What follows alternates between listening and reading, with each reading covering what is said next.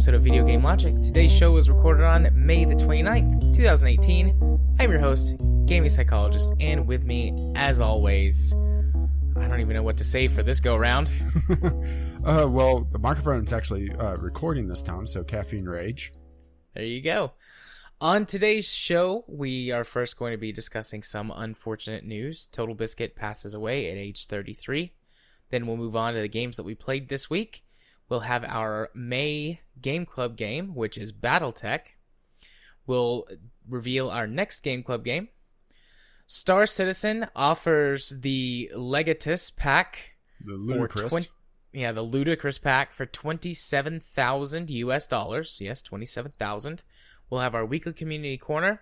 Timestamps will be in the show notes following their respective topics. Hello again, Rage. Sorry. We were about 5-7 minutes in, and I looked up to Audacity and saw flatline after me talking. Usually a bad sign. Windows sucks. Yeah. It changed my recording settings again. Because we were only a few minutes in, we started over. Yeah, if we'd been like a half an hour in, I would have said, fuck it, we're going to use the Skype recording for the first part. Yeah, and honestly, the Skype recording is not great quality. Probably what I would have done would have separated the Skype tracks out, because each of us gets our own track in that recording, and I would have just synced your track up, so you would have sounded crummy for a little while, and then you would sound good again. Well, as good as I can be, at least. Which is pretty good in my book. Well, for some reason, whenever you found out that I played the saxophone, you were just, of course. Well, of course you'd play a saxophone. It fits your voice perfectly. You've got a sexy voice, so you'd play a sexy instrument. I just found that hilarious. Of course you do. Of course you do. Of course. So, let's see. What did we talk about? We discussed your move and the bonus episode. So we did a bonus episode because originally we thought you might be out of pocket for recording next week. So we wanted really something... depended on just when the lease was signed for the new apartment and when I could get stuff moving. But because of... well, honestly, I blame myself on this because there was a chance I would be able to get the lease signed today.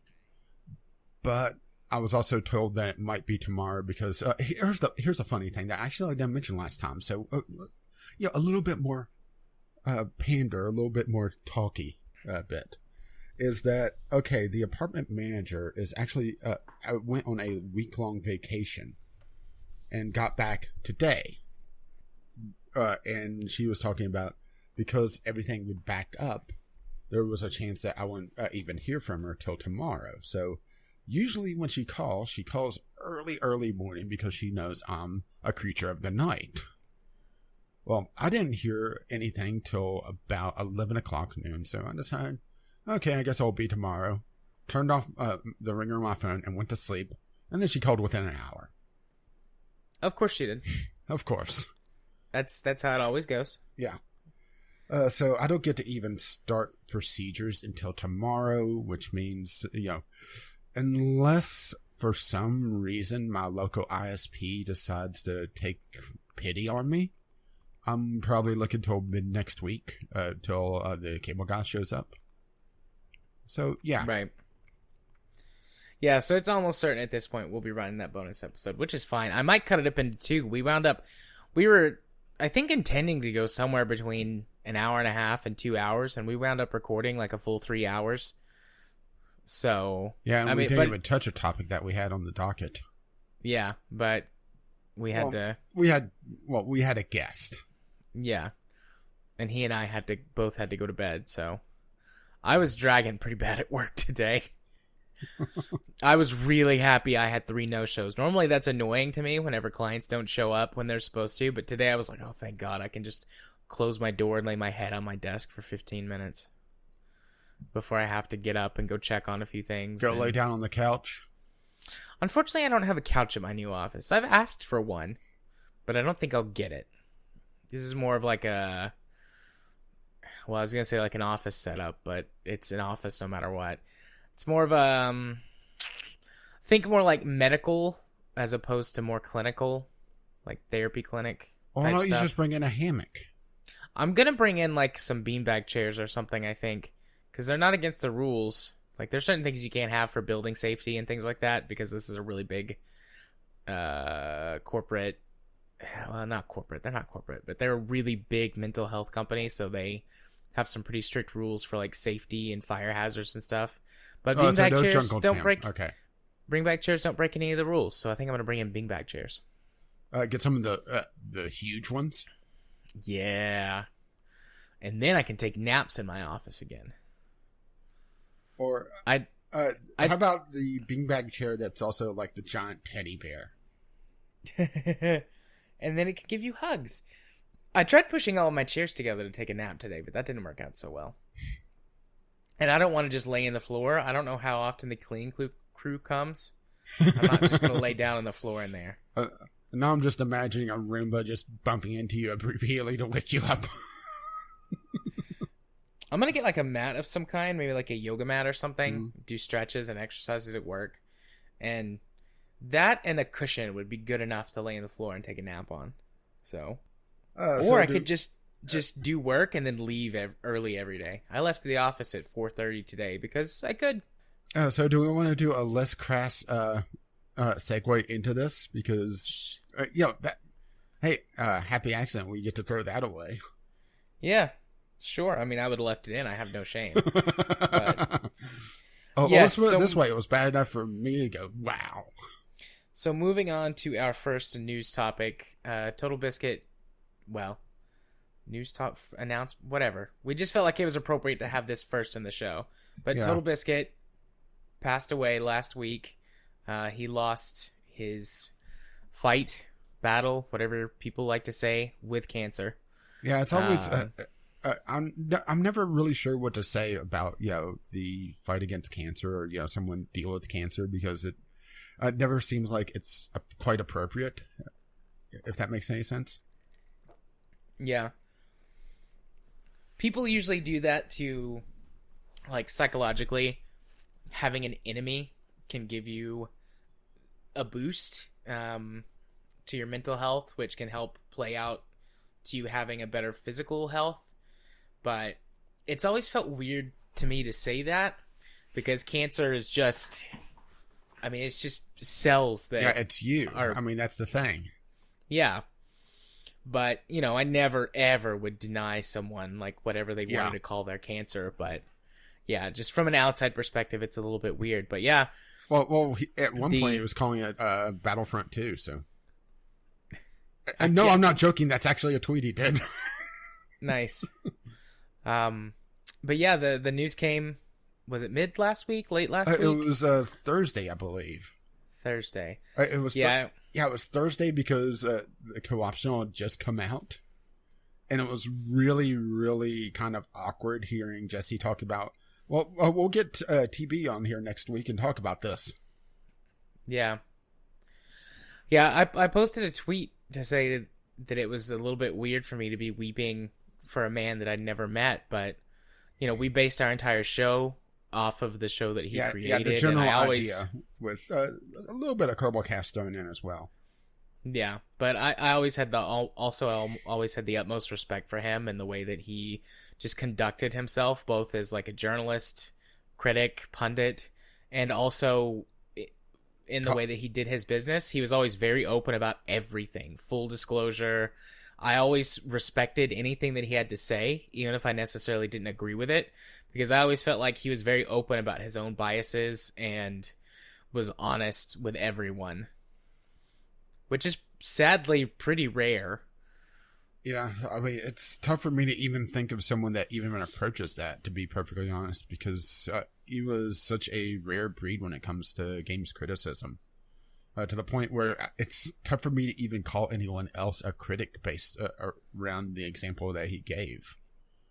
To the point where he actually shut down his mail because developers kept sending him stuff and he felt uncomfortable being able to review something that he got swag for. I mean, to me, that is a lot of integrity. because it's very easy to say, oh, well, I got this, I got a cool t-shirt, or I got, a bottle of bourbon or whatever. And, kind of play it off. Yeah. But he saw the inherent bias that it may impose, even, an unconscious bias, and he wanted no part of it. He wanted to be as honest and forthright as possible. And to do that, he cut himself off from a lot of swag. I will admit that he was far from perfect, and he really focused a lot on the negative things people would say about him. And that's generated a lot by just how he handled his game reviews. Or he wouldn't even call them reviews, he called them first impressions, which I kind of picked up as well. Yeah, he was always very open and honest about that fact, too. Yeah. And several years ago, he said, hey, I go to therapy for this stuff. Like, I have to, because I recognize it's a problem that I have. Yeah, and because I do wish that he was more communicative with his audience directly, instead of speaking to, but not with. But I do understand why, because he generated a lot of hate for some of his opinions, and some of it is, very odd that people got that caught up over.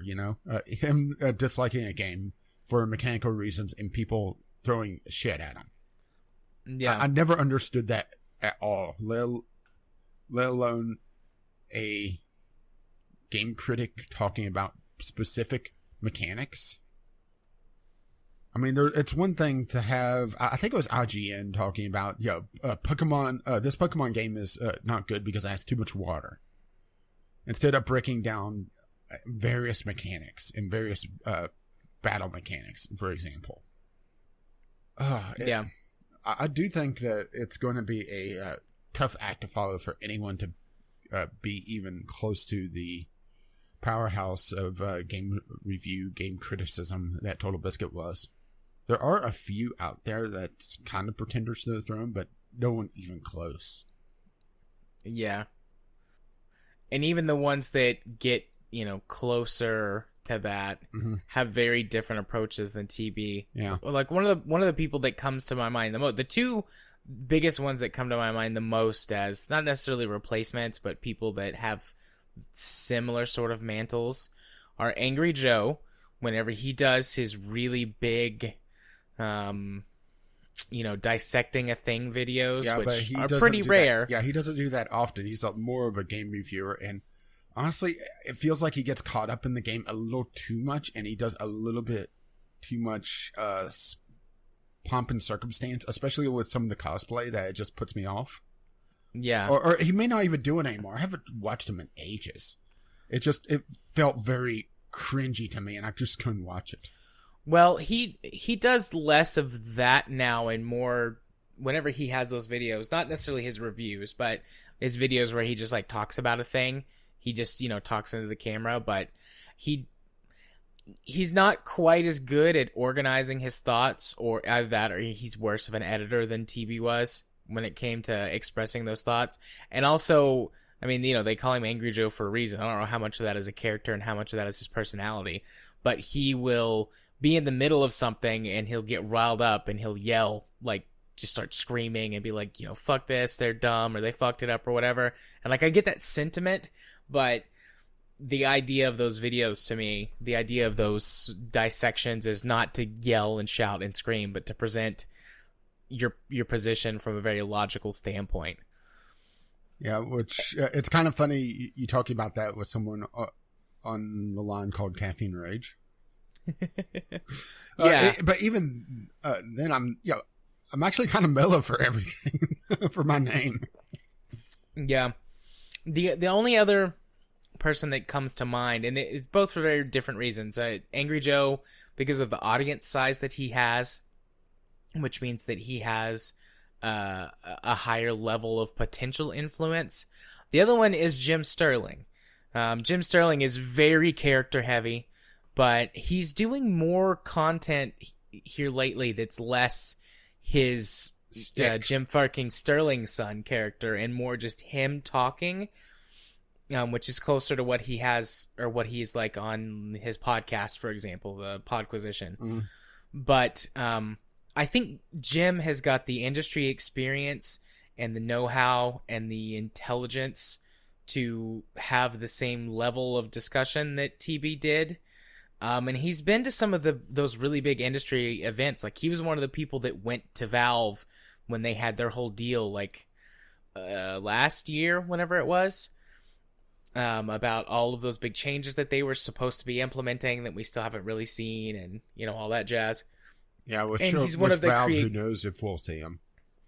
And Jim was one of the people that they had in their sort of YouTube's pilot program where they're supposed to have lawyers available if they ever get sued, and I'm not sure what's come of that. But, like, Jim has been in the right places and talked to the right people, and I think he's got what it takes to do it, but his audience size is much smaller. I mean, it's, you know, gigantic compared to you or I or most YouTubers, but in the grand scheme of things, like, he was only like a fifth. His channel was only like a fifth or sixth of the size of TB's, which, you know, cuts down on the potential influence that he has. I mean, his channel's growing. He's been at it for a while, but those are the two that come to my mind that get the closest. There's probably some others that I'm not aware of, but yeah, well, there's a couple of the YouTubers I'll constantly link to in the show notes. Sid Alpha and Yang Ye are closer on the news front, even though Sid Alpha doesn't put out nearly as much stuff. He has a day job still, so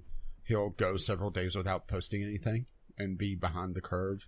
And Young, it's a little cringy at times, but he also focuses on a handful of topics, but goes really in depth on them. So, there are more news focused reviewers out there, or I should say, personalities. Which TV did go into that and dabble in that some, but not nearly as much. He was more on the game criticism side of things. That's not to say that he wouldn't comment at length on topics, because he would. But it wasn't his primary focus. And then there's only a reviewer I really follow constantly right now. I just did add a bunch more gaming YouTuber, so we're going to have to see how that kind of shakes out in the long run for me. ACG, Angry Centaur Gaming, does really good reviews, but that's more full reviews and not first impressions, and it's more of a edited, curated thing than what TB did, which was more stream of consciousness, first impressions after the first either a few hours or a handful of hours, into some cases several dozen hours, depending on the game. So, it's going to be a tough mantle for anyone to pick up. yeah. And I'm not saying that, rushing people to replace TotalBiscuit, but, there is a power vacuum now, and it's a position that has to be filled to, because he was looking out for the little guy. He was looking out for the consumer. He was always consumer first. And that got him into hot water several times with the major game companies. And I think that's part of the reason why I really respected him. Was that he would be a consumer advocate in a industry that is quickly becoming, fuck over the consumer as much as possible until the government catches on. Yeah.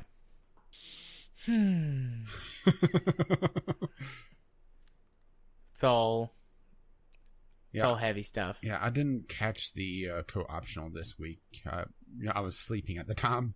I missed the live show. Yeah, they're having a memorial. I did put my Twitch Prime thing to TotalBiscuit this month. It was the first month I had Twitch Prime and immediately went to him.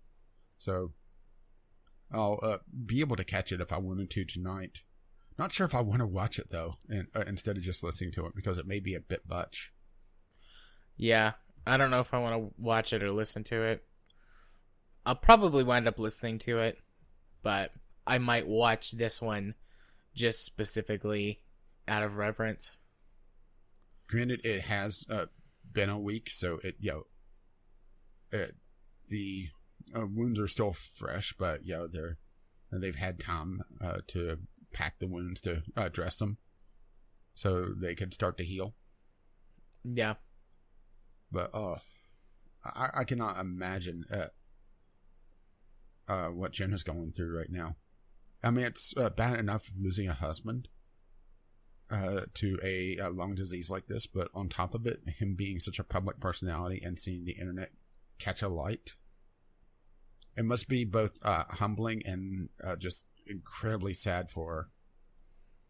Yeah. Because he is, the news of his passing is #1 on the games sub r/games, period. On top post now. I mean, he beat out the Nintendo president dying of cancer. Was it last year or year before?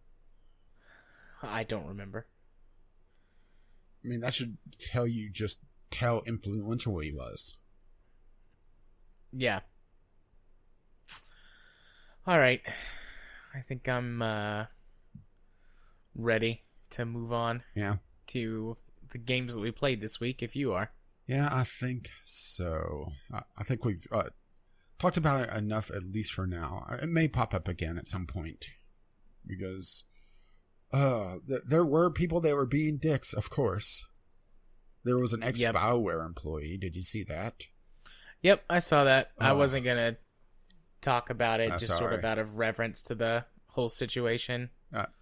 Well, it was more, for the most part, people were very respectful to it, but, it just makes the occasional asshole even more of an asshole. Yeah. And that's all I'm going to really say about it. So, games? Indeed, games. What games did you play this week? Well, I've got 4 of them.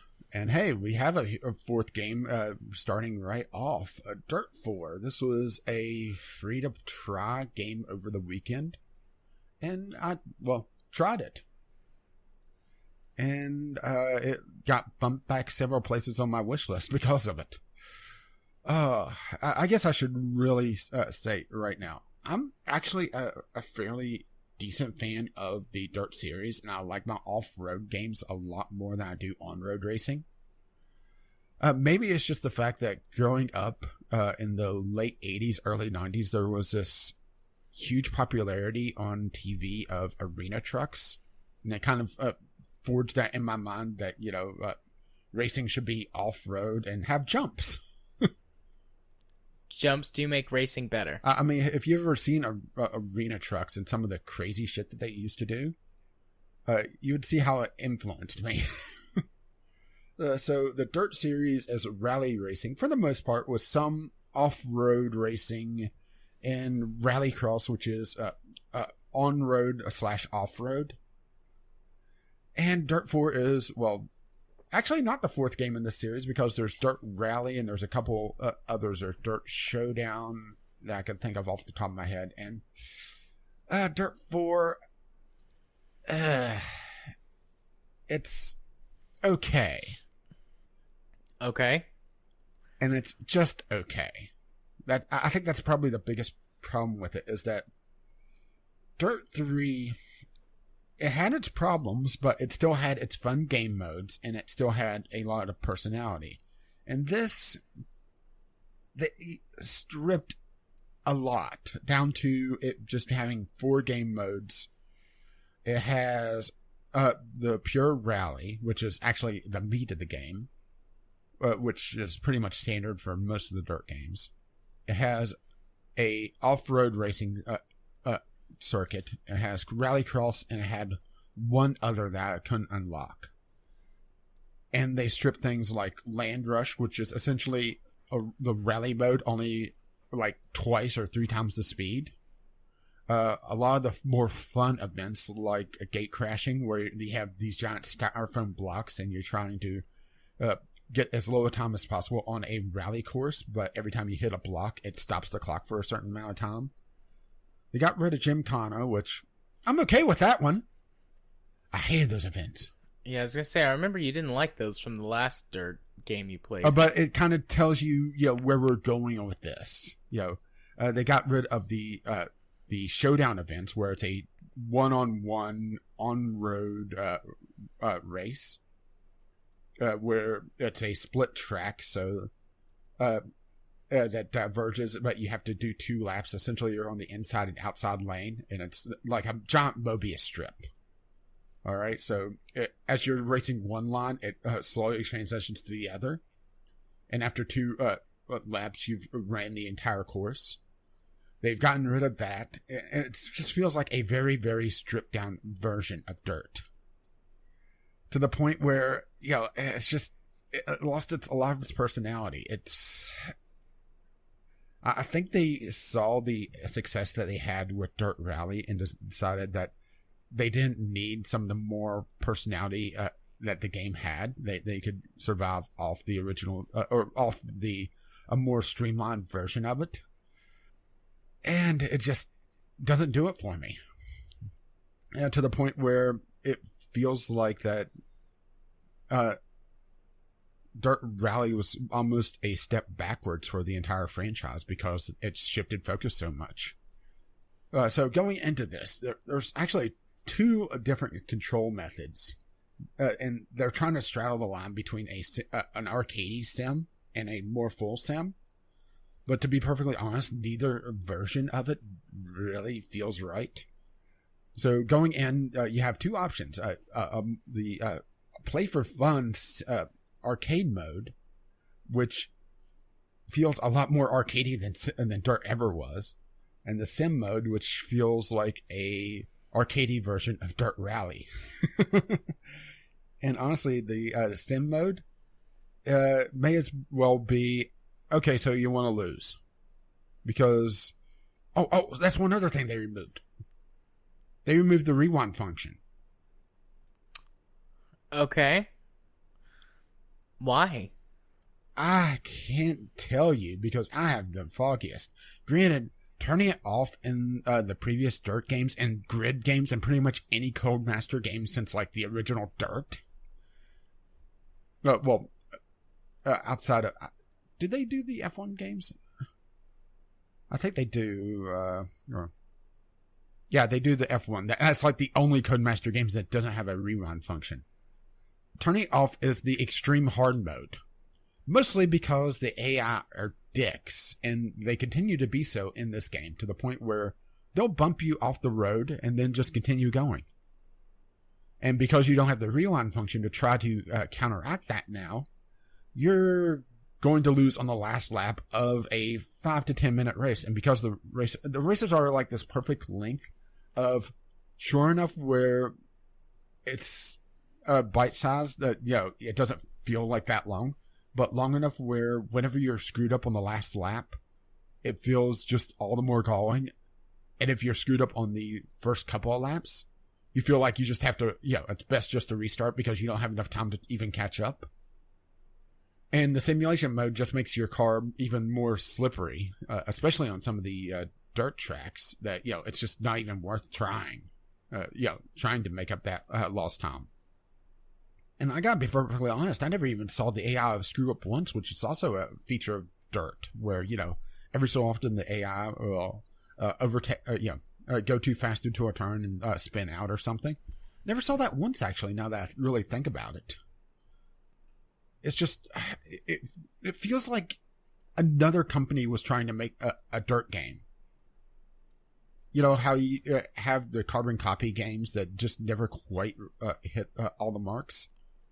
Yeah. That's what this feels like, honestly. It's just very, very shallow. The career mode is very short.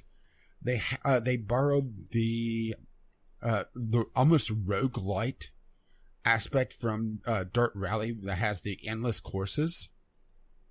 So the courses don't really have any personality. You end up getting the same ones over and over again, or chunks of the same ones over and over again. It has very few courses or course biomes or themes. It only had, even the closed circuit tracks for the off-road racing. I did 4 or 5 events, and I was already on the same track the third time.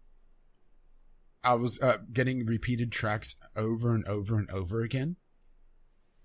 Only this time, hey, it's this track. Only this time it's raining, so it's even worse.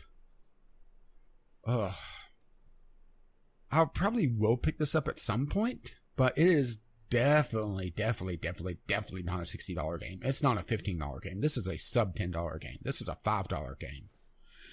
Especially, since their DLC is mostly cheat DLC as well. And, well, let's just put it this way. I don't think there's much of an online community around this game. I think they were sticking with Dirt 3, and for good reason. Oh, and the menu system sucks. Okay. About the only positive thing is, since they lost a lot of the personality of the game, they lost a lot of the over-the-top personality as well. So maybe losing personality isn't so much of a bad thing.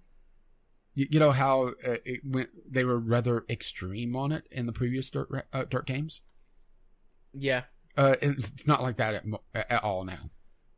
It's pretty much just, hey, you're a driver in this race series. Okay, now you can buy a car and make your own team, and that's pretty much it. There's not as over the top. But at the same time, it kind of tells you just where they've went with this game. I would say if you have the setup, Dirt Rally is definitely a lot better game. But it's more on the simulation side, so if you're playing with a control pad or a gamepad, it's a little bit tougher to handle because it can be a little bit fiddly. But I would say Dirt 2 or Dirt 3, which I don't think Dirt 2 is even on Steam anymore. And I'm not sure about Dirt 3, actually.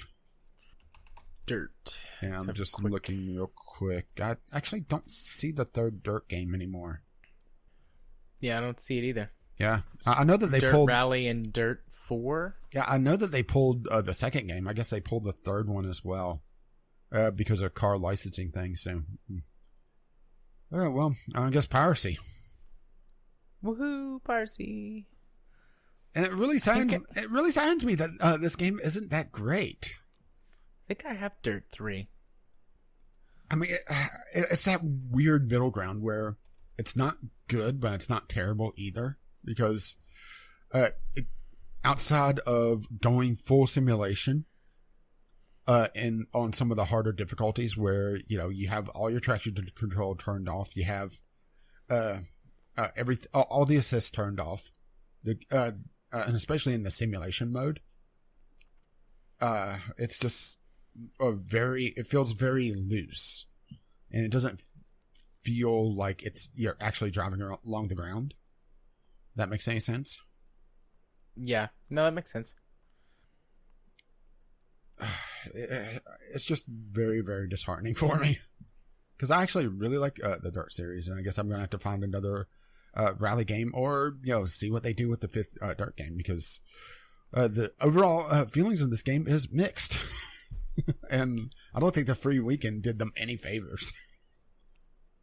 Doesn't sound like it. At least not with you.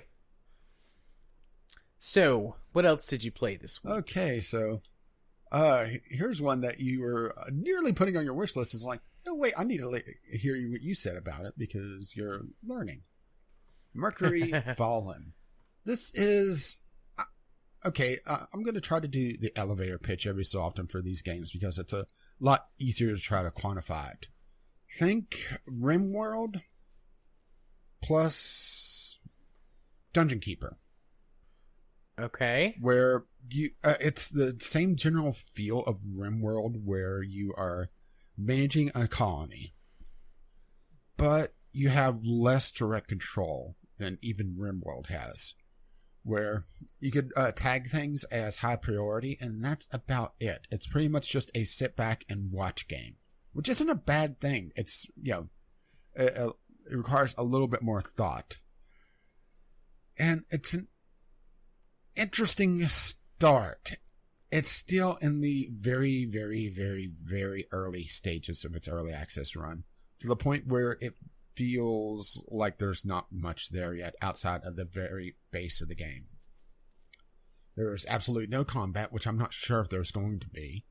The exploration mechanics aren't in yet, so that really limits what you can do because you just have the actual base building mechanic and not the extended stuff. the research is very sluggish to do, and it's a very linear research tree, even though it doesn't look it. I think these screenshots does it have a... No, it doesn't have a shot of the research tree. It does have a research tree, but it was the same problem I actually had with Judgment, is that it's interwoven. So in order to... even to cook, actually, you have to research a different thing than you would expect, because the big thing is, for these games, is to establish your resource chain. And your first thing you always want to do is have a source of food. You usually get a starter, a few days worth of food, and that's about it. So you need to start getting your food. Well, in this, you're growing potatoes because, of course, I guess the Martians' influence has gone very broad and wide, huh? Indeed. Well, potatoes are the best, so. Yeah, until you run out of ketchup. Well, then you just put Vicodin on it. Well, in order to cook the potatoes, you first have to research that because, of course you do, right? But then, of course, I discovered, I didn't research water, which hadn't been a priority until then, because nobody really needed water. They just did things, which is an oddity whenever you think about it, because, water is usually a bigger problem than food. So I got to the end of the cooking research and thought, I can't cook.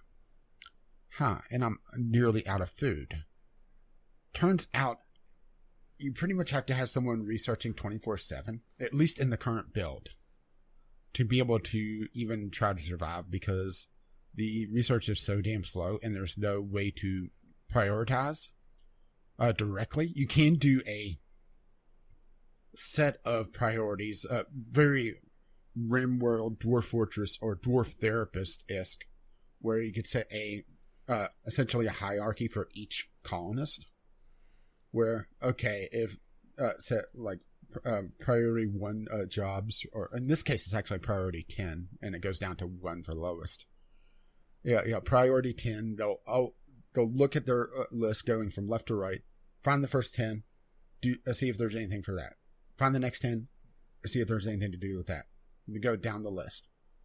You can do that in this, but there's no direct interaction, which is, it's fine for the Dungeon Keeper genre, but it's because sometimes you have to get some focus on a particular item, you're more beholden to the AI, which is a little off-putting. And also there's this weird system where everything is designated by its type of flooring.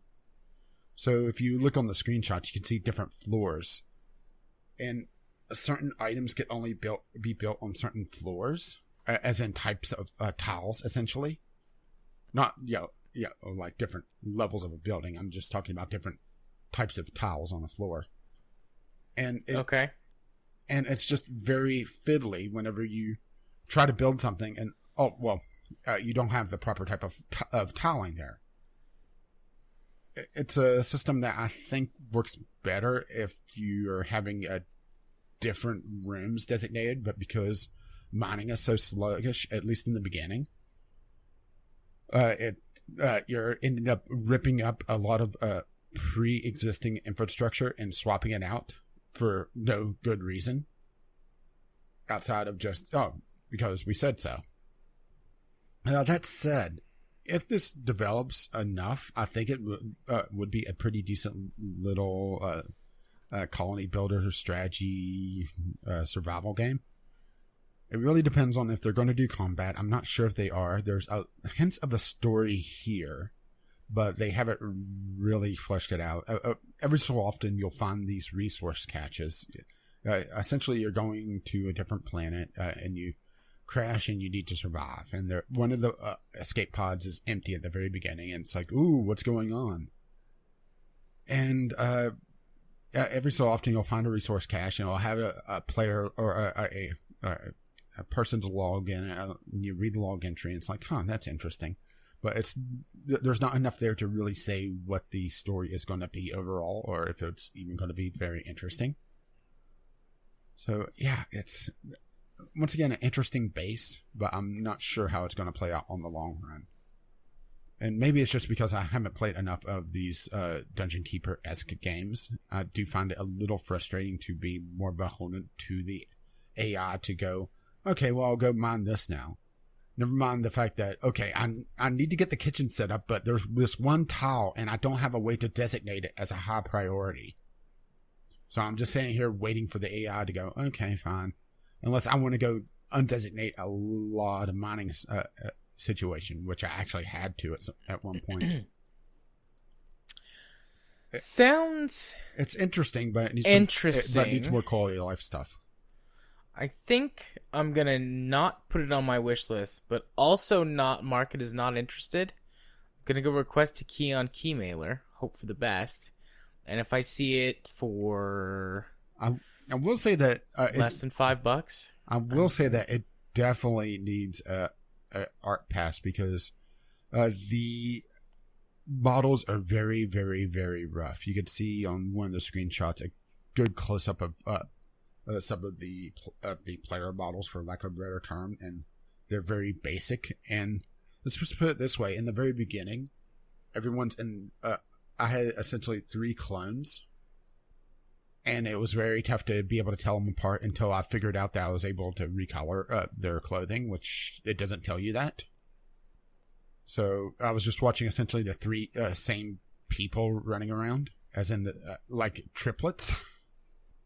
And also, I don't know how you get new characters, because I never encountered that. I'm not sure if that's going to be a random event that I just didn't trigger, if there's even going to be random events in this, because I didn't see any infrastructure for it yet.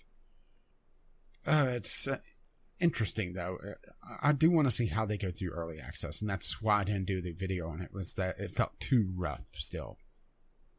And they also have the RimWorld-esque quirk system, but all of them were very bland so far. Just, this person gets tired a little bit quicker. This person eats a little bit more. But nothing really interesting like how RimWorld handles it. And I realize comparing to RimWorld is not fair at this point, but also it's kind of the measuring stick right now. Where, there's no really interesting quirks like, this person refuses to do this type of stuff, or this person likes to talk a lot more and would get lonesome. Actually, the only negative thing for someone being worked too hard is they work slower. There's no mental breaks. There's no real negatives outside of, they're working a little slower. But they do have robots in the game, so you can build robots to supplement your colonists. Yay, robots. Robot uprising. Kill all humans. Except for so, yeah. Moving along. Cool. Yep. How about a game that looked very, very, very interesting until I played it? Okay. Safe House. This is, on the surface, it looks almost Fallout Shelter-esque, only you're running a spy agency. It's not. It's tedious as fuck. So, okay, this game, you are running a safe house for spies in a made up, at least I'm pretty sure made up, African nation that's trying to overthrow a regime, okay? Your standard, except for the African thing, because usually it's like Middle Eastern or Asian or something. But each room of the safe house is essentially its own puzzle, and it's all timed. Some of them are fairly simple. The first 2 that you start off with is your classic, someone comes in and says something, and it has a code word in it, and you respond with another code word in dialogue, and then they have to have another code word to make sure that they're who they say they are. Pretty straightforward, and you're given a list of code words and the responses and everything. So, okay, easy enough.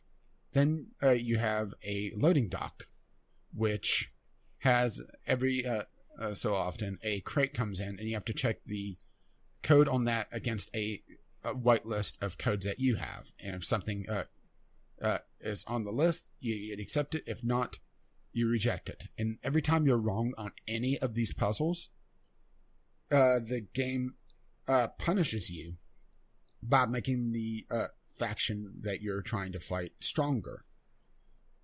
And as the game progresses, each error becomes more and more punishing, even if you've never screwed up before. So on the first day, you may get like 400. And if you screw up, the enemy gets 400 towards a $1,200 milestone for the first one. Well, by day like 5 or 6, it's up to a couple thousand.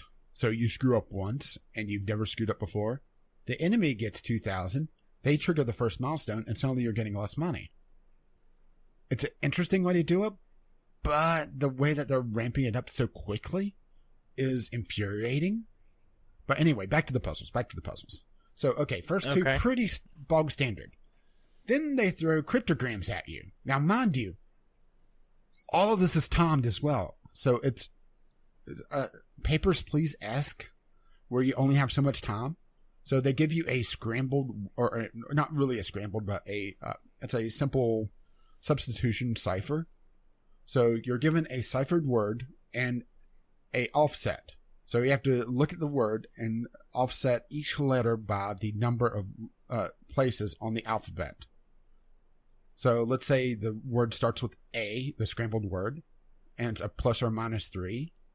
Well, it may be C, or it may cycle back around to the end of the alphabet. Well, most likely it won't cycle back around, but there's a chance. And you have to do that for each word, and you also have to type it out. So it becomes very tedious, and it's also has the added pressure of a time limit.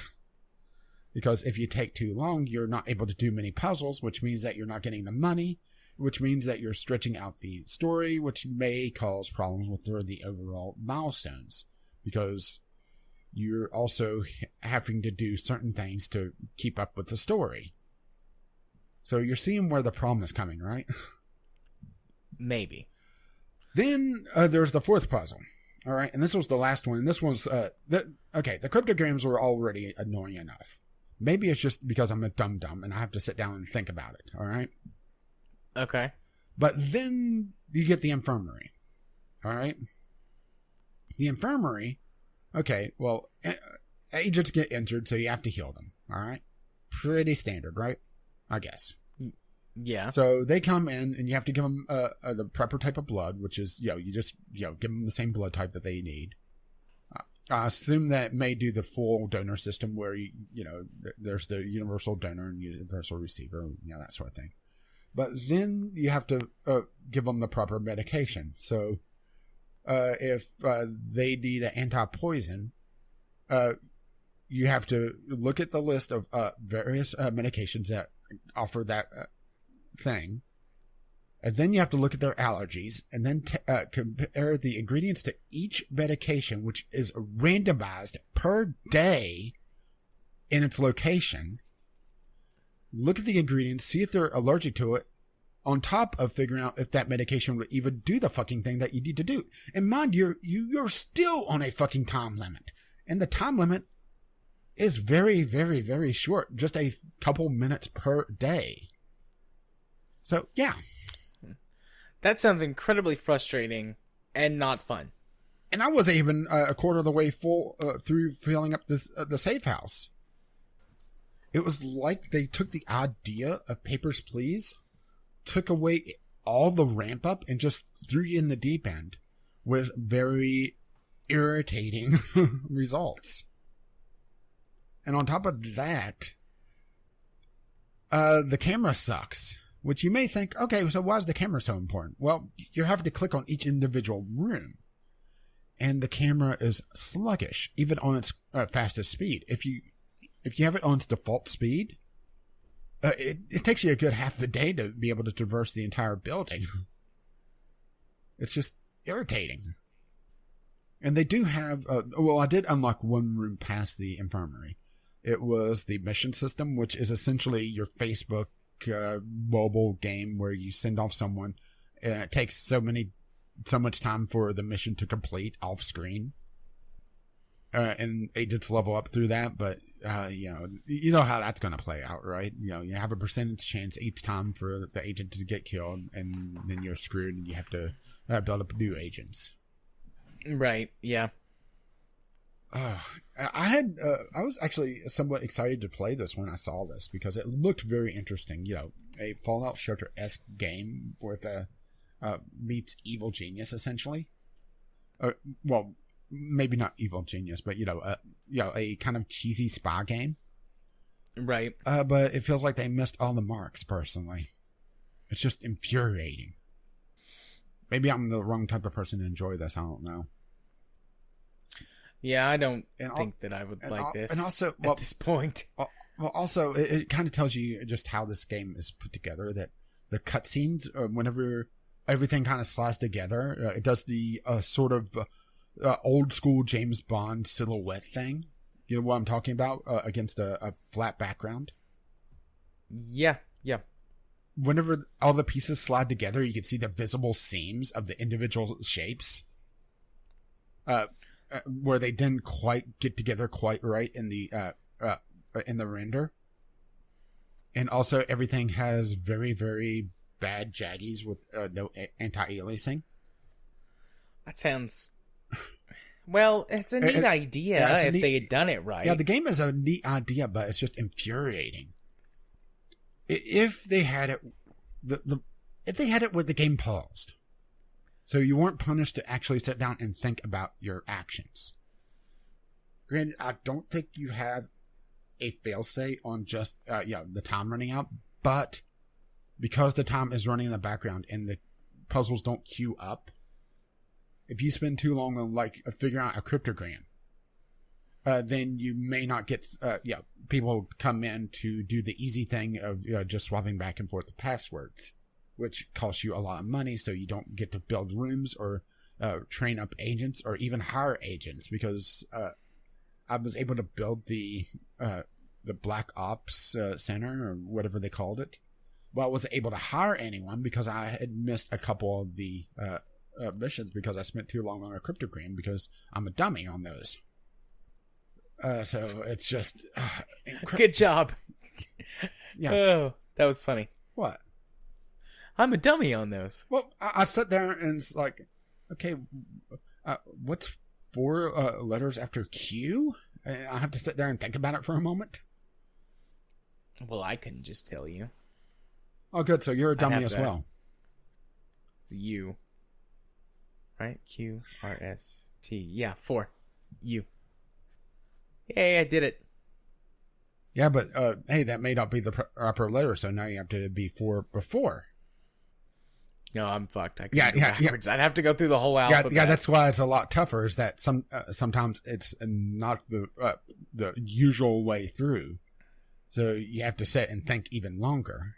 And if they had it where it's just instead of typing out the words, which on top of everything else, every time you have to type, okay, you have to move the mouse, click, and then you have to click again on the text field. It doesn't automatically select it either, even though you obviously have to go to it.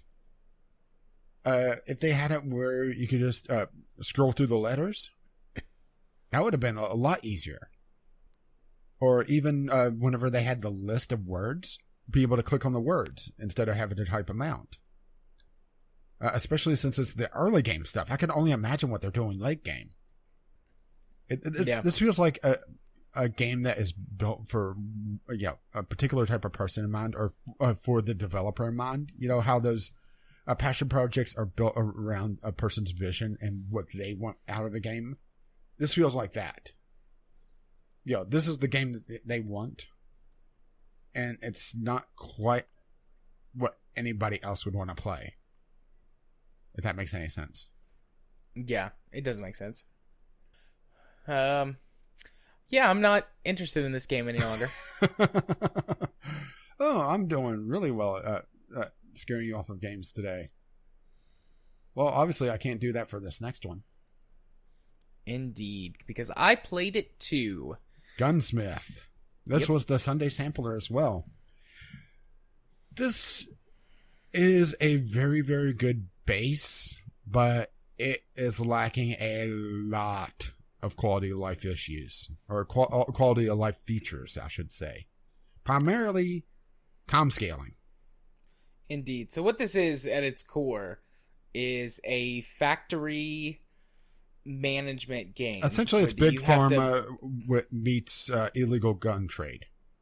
Yeah, so you have to build assembly lines, clothing, armor, body armor, weapons, ammo, to fulfill orders that various agencies, governments, or otherwise ask you to fulfill. And you start with like the most basic, as you do in these games, you start with the most basic item, which is like a pair of gloves, and eventually you can research your way up and work your way up to really complex assembly lines to produce arms to sell.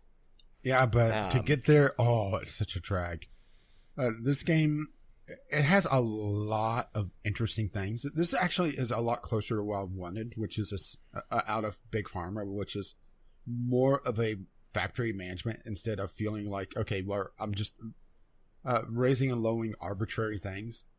Because this has various machines, and you can see the difference. You run fabric through a fabric cutter, and you get fabric gloves, and then the gloves get fitted and put together, and they become camo gloves, and they get more sewing, and then they get shipped off to a boxing machine. What I think the game does really well is outlining the basic idea of each assembly line through its cookbook. Yeah, I like it. I don't know why, but I like the idea that it's called a cookbook. It made me think of Breaking Bad. Well, each item has its assembly line laid out. So some items require essentially a forked assembly line where one is making like, the early game, it's all fasteners. So making plastic fasteners out of blocks of plastic, heating it up, running it through a former to make a plastic fastener for things.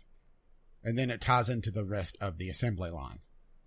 And it gives you a really good idea of what to expect and what you need to do. And I think it does that exceptionally well, of explaining on the basic level what you need to do, but leaving you to fill in the blanks. Yeah, and I didn't have any problems with this. It's got a pretty basic tutorial. Yeah, I would say that the tutorial makes it feel a lot more complex than what it actually is. It drags it out across a lot more screens, and I think it could hold off on some other aspects than and not explain those right away, instead of just letting you set up the basic fragmented glove assembly line first, and then have you worry about, okay, now let's talk about your materials and how you acquire them to run this assembly line that you've already done, instead of going page by page and then doing that. So you're about to say? I don't know, what was I about to say? I was saying, I didn't have any trouble learning the systems because they've done a good job. This is a game that feels like it's had some real time and effort put into it, and they've done at least a bit of proper QA testing or something, because, like you said, it's an excellent base system, an excellent groundwork for all of the quality of life improvements that need to be made to make this a really serious game, a really serious contender for my time. Because it takes the biggest problem, honestly, the only real issue that I've had so far has been how tedious it is, because you can't speed up time. Yeah, there's in reverse, there's no pause either. So the time is always marching forward at the same rate. So while you're building your next assembly line, you also have to manage the ones that are currently out there. So that's a bit tough to do whenever the game this is something else that I didn't like, is that it doesn't have a counter on just how much resources you have overall. It'll alert you whenever you're low resources, when you're sub 100. But once you get a couple assembly lines up and running, 100 of pieces of fabric isn't a lot, because trousers, pants take 2 each. The backpacks, the camo vests take 3 each. Gloves only take 1, but you can see where we're going with this. It takes off very quickly. And it does a pseudo market thing as well, where as you buy things, the price rises. So you have to try to balance that if you want to maximize costs, or maximize your profits while minimizing costs. And it just doesn't do it all that well yet. Yeah. There's also random events that happen that I've seen a few of. I only had one random event, and that was meeting a new contact, and that was it. I'm not sure if I was bugged, if it didn't happen to me or what, but I do think that they need more random events. They need something to shake things up, because it pretty much turned into an idle game for me. I had 3 random events. I had one new contact that came that seemed like a shady dude. It was like something like this guy comes in and he's got bodyguards, and they clearly will kill you if you step out of line. And he was like, "I need you to do this contract for me on the down low." And I was like, "No, I'm not going to do that. I don't want to start working with what sounds like an illegal operation." And he was like, "You'll be sorry." And then he left. And then I had, so like the bare amount of story setup that there is, like, just for thematics, is that your father has died and left you this factory in his will, and you get what's left after the debt collectors have come and taken most of the assets of the factory. Yeah, which funnily enough, it's just enough to break the glove assembly line. Yeah. So anyways, this person showed up, and it was like an old friend of your father's. And he shows up, and he's like, "I'll do some business with you. I always did business with your dad, and he always treated me well." And then, like, he gave me some free money, and he's like, "Consider this an investment in your operation. I want you to do better than your father did." And so I got like $15,000 and contracts from him, and then he left. And then I got another random event that was, I think, because I was doing like a lot of contracts for the same person, and he showed up and he was like, "Hey, you've been good to me and completed all my contracts on time, and I just wanted to come by and thank you for that, and I'll be doing more business with you in the future." And then I got like another contract for that one guy. Kyle? Yeah, thanks, Kyle, for the contract to build you some more camo gloves.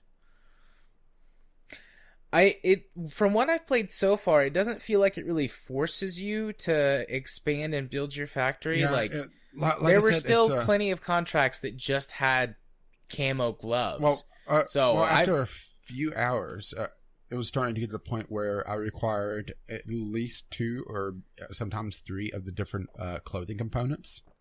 So I was getting orders for backpacks, vest, and boots, for example. Or I was getting just orders for like vests and trousers, that sort of thing. And I was getting fewer and fewer of just single items. So I'm not sure if it's going to progress once I unlocked actual gun mechanics, because I would occasionally get the contract where, okay, I want this clothing and bullets, but there's a huge run up to actually making firearms at all. Bullets, let alone firearms. You have to go through about, I would say, 2 weeks worth of research in game, where you have to research individual components of the manufacturer and then obtain a license, which is another couple of days. And there's no way to speed this up. Yeah. I kind of like the way that research works in this game. Yeah, so you have to dedicate a portion. Yeah, you allocate a portion of your profits or your overall. It's your operating budget. Yeah, a portion of your operating budget. Yeah, I wasn't sure what it was exactly. I knew it was a portion of something. and then that generating generates research points, which you could then invest into a research project that usually takes a day, maybe 2 to run. Yeah. But I just like the way that system works. It feels a bit more realistic. Like, you know, most companies, probably all companies, don't just like, I'm going to research this specific thing. They just spend money on R&D to see what they can come up with. And then they get an idea, so they spend some time focusing on that idea to make it come to fruition. And so I like that system.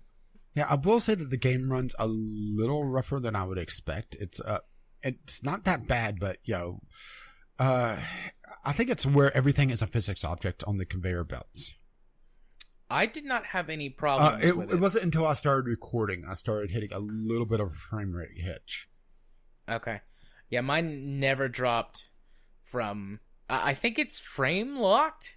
And it didn't get over 120, but it also didn't drop below 120. And I didn't have desync or anything also turned recorded, on. so... without recording, was running in the hundreds, in the 100 range. But there's also a noticeable hiccup whenever you turn on and off a lot of machines, which is an interesting way that they handle it, where you're able to group a full assembly line to essentially one on-off switch, which I liked. Yeah. It allows you to quickly turn on and off things if you need to conserve money, if you need to shut down something that you have a lot of. Like, I went absolutely nuts about gloves because, first of all, it's the first thing that you have. Second of all, in the very beginning, there's orders for all sorts of gloves. Everybody wants the glove. So I actually expanded my thing where I got the splitter fairly quickly to split the fasteners into 2 glove assembly lines. So I had gloves coming out of the wazoo. Yeah. So I would turn on and off that assembly line every so often, but there was a noticeable hitch whenever that happened. Also, this is a minor nitpick, but I wish that the conveyor belts was a different color because everything is camo and you have green conveyor belts. Yeah. I wish that you could place down a length of conveyor belt instead of it being one at a time. Yeah. Or eventually get longer conveyor belts. Or longer conveyor belts. Well, that's what I'm going for. Like, you place down, say, 3 conveyor belts, and they merge into one long conveyor belt. But I have a feeling this could scratch the itch for more than a handful of players out there in our listener base, because I know we have a few Factorio fans. And this feels like pretty much what I wanted was a small-scale Factorio that made sense. Yeah, this is definitely along those lines. It definitely needs a time speed up function. Yeah, well, it does have a lot of room for expansion, both in the game development and the physical sense of the factory, because there's a lot of room in there. Yeah, they have enough room that I would say that it's easy that they would have probably 20-30 assembly lines. Yeah, well, there's a lot of room to start before you even look at expanding the base, or the factory. Yeah, and I wasn't exactly being constrictive on my assembly lines. I was letting them stretch out a bit, which turns it almost into a bit of a puzzle game as well. You know, trying to fit things together in a compact floor space. Spaghetti factory. I was quite proud with how I was able to set up the front end of the glove assembly line, because I was still using the original assortment for the back end of it, where the splitter was running perfectly into 2 of the mergers to be able to essentially fit the plastic fittings onto the gloves. And it was absolutely perfect. And the game does a good way of individual timing on the various machines as well, where most of the machines are either, at least in the early game, during the apparel phase, where it's either a 1 second or 2 second generation time, or a manufacturer time. So you're able to get the timing down fairly easily on things, especially based on everything in the cookbook. They do a lot of things really right in this, actually. I just want to see it expanded and have the quality of life stuff put in. Agreed. Yeah, my big thing is time scale and an easier way to keep track of your resources and the market, especially since I think they're going to do more with the market as the game progresses. Assuming, of course, this continues on, because this is an extremely early access game, and this is also an unproven developer. Yeah, I'd like to just be able to sell items directly on the open market. Yeah, because then you could just focus more on not necessarily the contracts. That would make the early game stuff. It sounds more viable in the late game. Yeah. Yeah, especially since make quite as much money. Yeah, especially since if you have a bunch of gloves, we'll just sell them for less profit on the open market. Sell them to Walmart. Yeah, there you go. One other thing that a bit irked me was just how they handled the contracts in general. Where if you offer time out, you'll get penalized for it. I hadn't noticed that, that's... If you let it offer timeout, you take a reputation hit. The same as if you turn it down. Okay. So turning down or letting one time out is a reputation hit. And considering some of the offers were, they were wanting some pretty advanced ammo along with the apparel, which I hadn't even started to research at the time. It was a bit off-putting. Yeah. And also, I would like to see some sort of staff mechanic, especially handling stocks, Yeah. Well, because there's the guy sitting over there at the table with no computer. Yeah. But yet he's typing on something. His computer's in the mail. Where do you get one of those internets? You get it at the airport? Is that where you get the internets? Oh, they have internet on computers now. Yeah. So I liked it. I'll come back and check it later. Mostly specifically for the ability to speed up time. Yeah, as it is right now, it's essentially an idle game plus Factorio. Or small scale Factorio, I should say. Which, if you want something to sit on another screen and just kind of run in the background, well, there you go. Indeed. And speaking of things sitting on another screen running in the background, I played Adventure Communist this week. I actually played a couple of clicker idle type games. Just to have something on the second screen running in the background. Are you able to play these? What do you mean, am I able to play these? Can you actually say that you play these, or you just watch these? You play them a little bit, I think. So Adventure Communist is the sequel, ? To Adventure Capitalist. It's made by the same people. I don't know if they connect or if they just tried to, went for the theming of it. But it's a clicker game where that you are comrade, and you are building up the Soviet empire of things. And you start out growing potatoes, and then you get potato robots, and then you somehow create land, and then you mine things, and then you build weapons, and then the last thing that you do is make medicine. Of course. And Adventure Capitalist had this sort of... It did one of those things that these clicker games sometimes do, where that you hit a point and then the game sort of evolves into something else. And Adventure Capitalist does that several times in fun and interesting ways. Adventure Communist so far hasn't done that. Aside from the theming and the really shitty theme song that it plays, that's supposed to be, I guess, some sort of Russian folk song. But there's no way to actually turn it off. There's no options menu. The image has got the sort of gear options menu on it, but these are old images because that actually isn't there in the main game. So you can't turn the music off. You can't turn, like, it's got one of those little Unity launchers that's like, what do you want your graphics settings to look like? Unity launcher, my old friend. And that's it. So the only way to actually mute the terrible song is to mute my PC, which is annoying because I also listen to a lot of music at work. It's like, well, music or... Well, I guess it qualifies as music. It's just a really shitty folk song. Does it not have an entry in the Windows volume mixer? It does, but it doesn't like to be tabbed out. At least with that attitude. But so far, it hasn't done anything fun or interesting. It's been running for the better part of a week. I've checked on it once every day, maybe twice. Just like hoping that something fun or interesting happens. And I'll probably keep checking on it a little bit. But so far, I haven't found anything.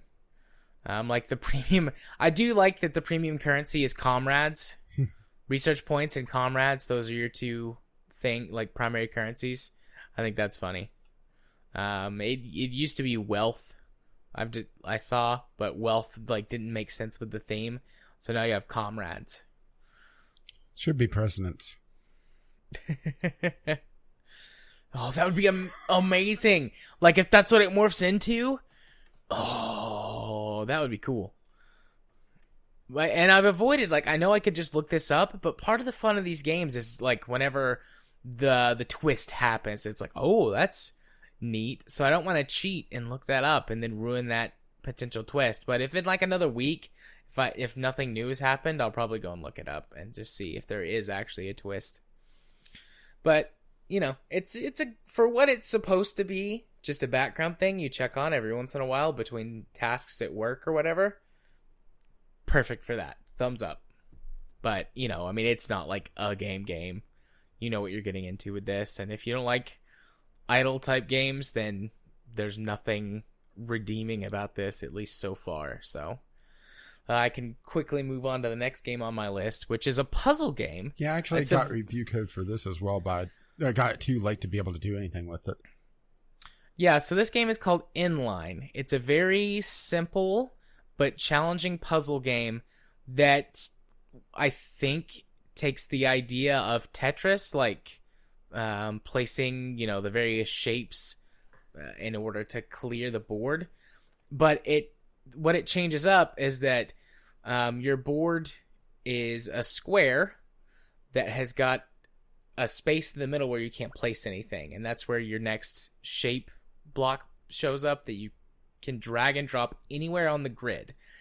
And it plays like Tetris. You create a line from either top to bottom or left to right, and it will clear itself, and then you can place more pieces there in order to try and do it again. And it starts out really simply, and after a few minutes and you've increased the difficulty level by successfully placing pieces down and clearing lines and things like that, the game gets gradually harder and harder until you lose. And it starts out, you don't have to pre-plan. You can just put stuff as it comes and fill out your lines. But by sort of difficulty level 4 or 5, you have to start looking at you can see the next 3 pieces, and you really have to start planning ahead.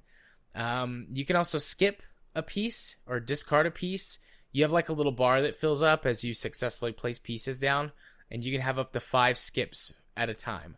So if you wind up in a jam, you do have a few chances to try and recover, but you know, this is an endless puzzle game. Eventually you're going to fail no matter what, just because the game will eventually become so difficult that you can't succeed at it.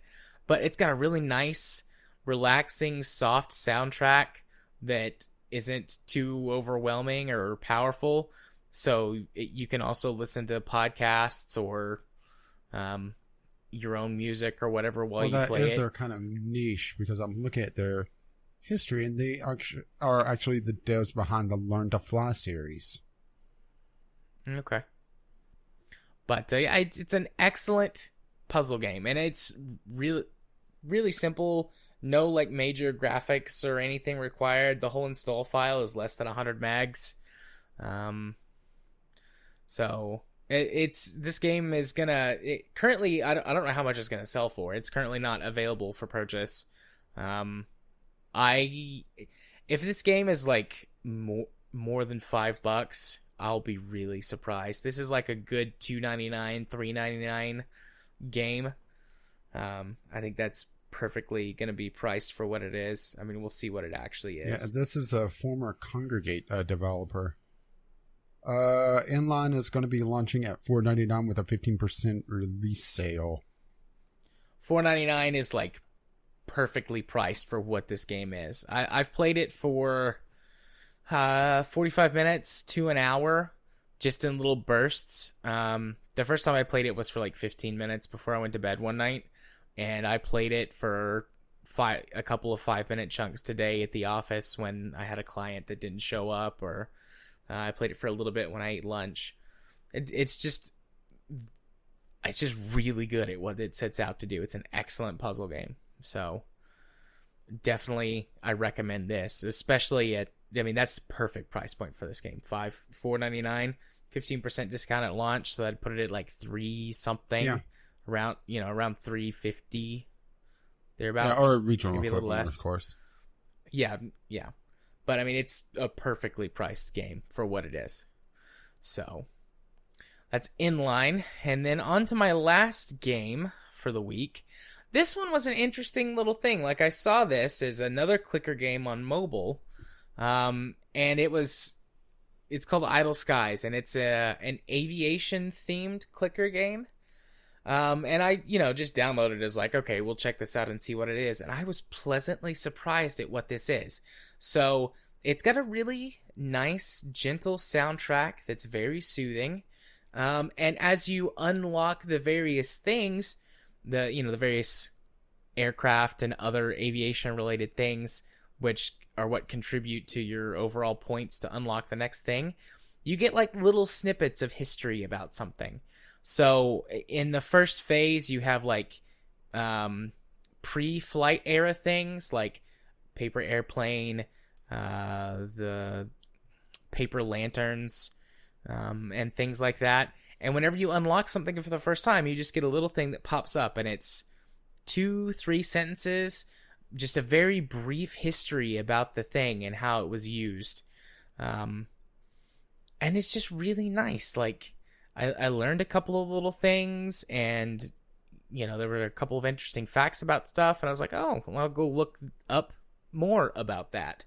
And I just closed that app. I had spent all of my points anyways, so I couldn't buy anything else. I closed the app, went over to Wikipedia and looked up a couple of things.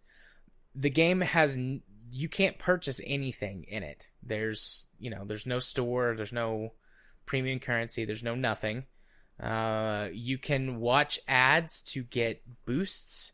So like you watch a 30-second ad and then you get a 2-hour boost. You mean you put down the phone for 30 seconds? Yeah, you put down the phone for 30 seconds, get a drink, go to the bathroom, whatever.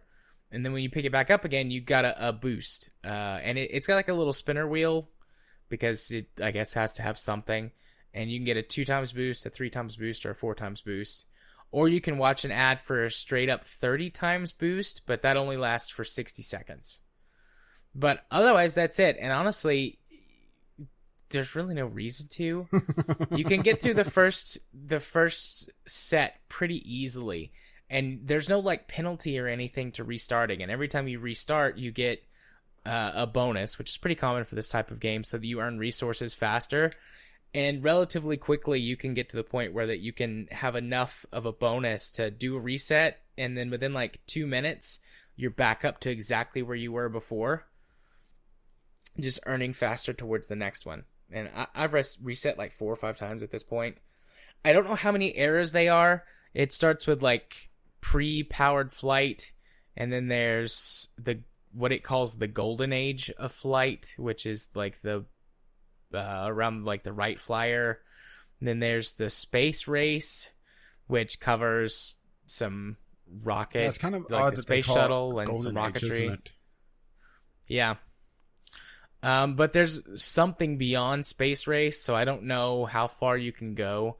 Like I see on the image on the Google Play Store, it says Galaxy. So they go sci-fi? I assume that would be sci-fi, but so far everything has been historical. Like it's got the first Falcon like the SpaceX Falcon rocket, whatever the first one was. The Falcon 1? Okay, yeah, the Falcon 1. There you go. It's got something about the Falcon 1. It's got a thing about the space shuttle. It talks about a few different satellites, some different, like, aircraft types and things like that. So it's just a cute little thing. Like, I wasn't expecting it. I was honestly expecting, like, a bullshit clicker-style game with just a really cute art style, because the art style is very cute. That was the thing that drew my eye in the first place. But I discovered that it was a really well put together sort of mini educational type tool. And I mean, they're going to be earnings. Yeah. They're going to be earning something off of the ad revenue, but I like the fact that there's no store. There's no premium currency. Yet. It's not trying to, I mean, yeah, yet. But, it, you know, at least right now, it's not trying to steal all of the money out of my wallet. It's just like, hey, have some aircraft and some cuteness. And some history. And some history, yeah. So, there you go. Yeah, I think those are all the games that I played this week. Yeah, and some of them you actually did play. I did. I need to take a quick break. Yeah, sounds good to me, so we'll meet back up here in a few minutes. But now the break's over. Indeed. So, moving on to the Game Club for the month of May. In case you don't know, this is your first time tuning in, Rach and I have very different overall tastes in video games, and even the video games that we play at the same time, or have played together, we feel differently about them. So Game Club is a way for us to come together and make sure that we play the same game, and can get a fully developed take on said game from both of our perspectives. And this one is super special, because normally Game Club, the games that we play are older. Yeah, usually a year or two old. But I realize it's kind of funny. We have differing tastes literally, 15, 20 minutes after talking about the same game together? That's true. That happened. But both of us get games to review and things like that. So we just happen to have the same game that we played. But anyways, so yeah, this one's extra special because at time of recording, Battletech released roughly 1 month ago. So we both purchased this game brand new and have played it start to finish. Yeah, I just did the campaign, we're going to talk about it. You did a little bit of multiplayer and the skirmish mode as well. Yeah, and I did a lot of campaign. I played this game a ton. This game came at the perfect time for me to be able to like binge something that I really enjoy. Battletech is something that I love the universe in. I love the entirety of building big stompy mechs and customizing the shit out of them. I love turn-based strategy games, which is what this particular Battletech game is. There's a number of games in the series, which I might talk about just a tiny bit. But, so not only is this a game that I love, with mechanics that I love, set in a universe that I love, but I also was transitioning to a new job. So I had like 2.5, 3 weeks where I had nothing to do. Like my kid was in daycare. My wife specifically said, hey, before you go back to work, because I've been doing, up until that point, I was doing my own clinic after I lost my job in last October. She was like, hey, before you go back to work, just make sure you take some time for yourself, because everything's going to change again. And I was like, okay, I'll do that. So I played Battletech. Like, it was the perfect storm for me to just binge something that I really enjoy. Yeah, I thought I played a lot of this game, and then you have double my hours. Yeah, I played Battletech over 200 hours. I'm going to look specifically at how much. I ended up ending right over 100, and that's not by design because, there's some things this game does that I do not like. Yeah, I played 204 hours as of recording. Most of that time was in the first 2 weeks after the game released. At least 2/3 of it probably in the first 2.5 weeks, and then it slowed down after that because there was a couple started going back. There was to a couple weeks there where you had done nothing else. Specifically that first week, I think I played Battletech 50 or 60 hours the first week alone, and then I did that again the second week, and then...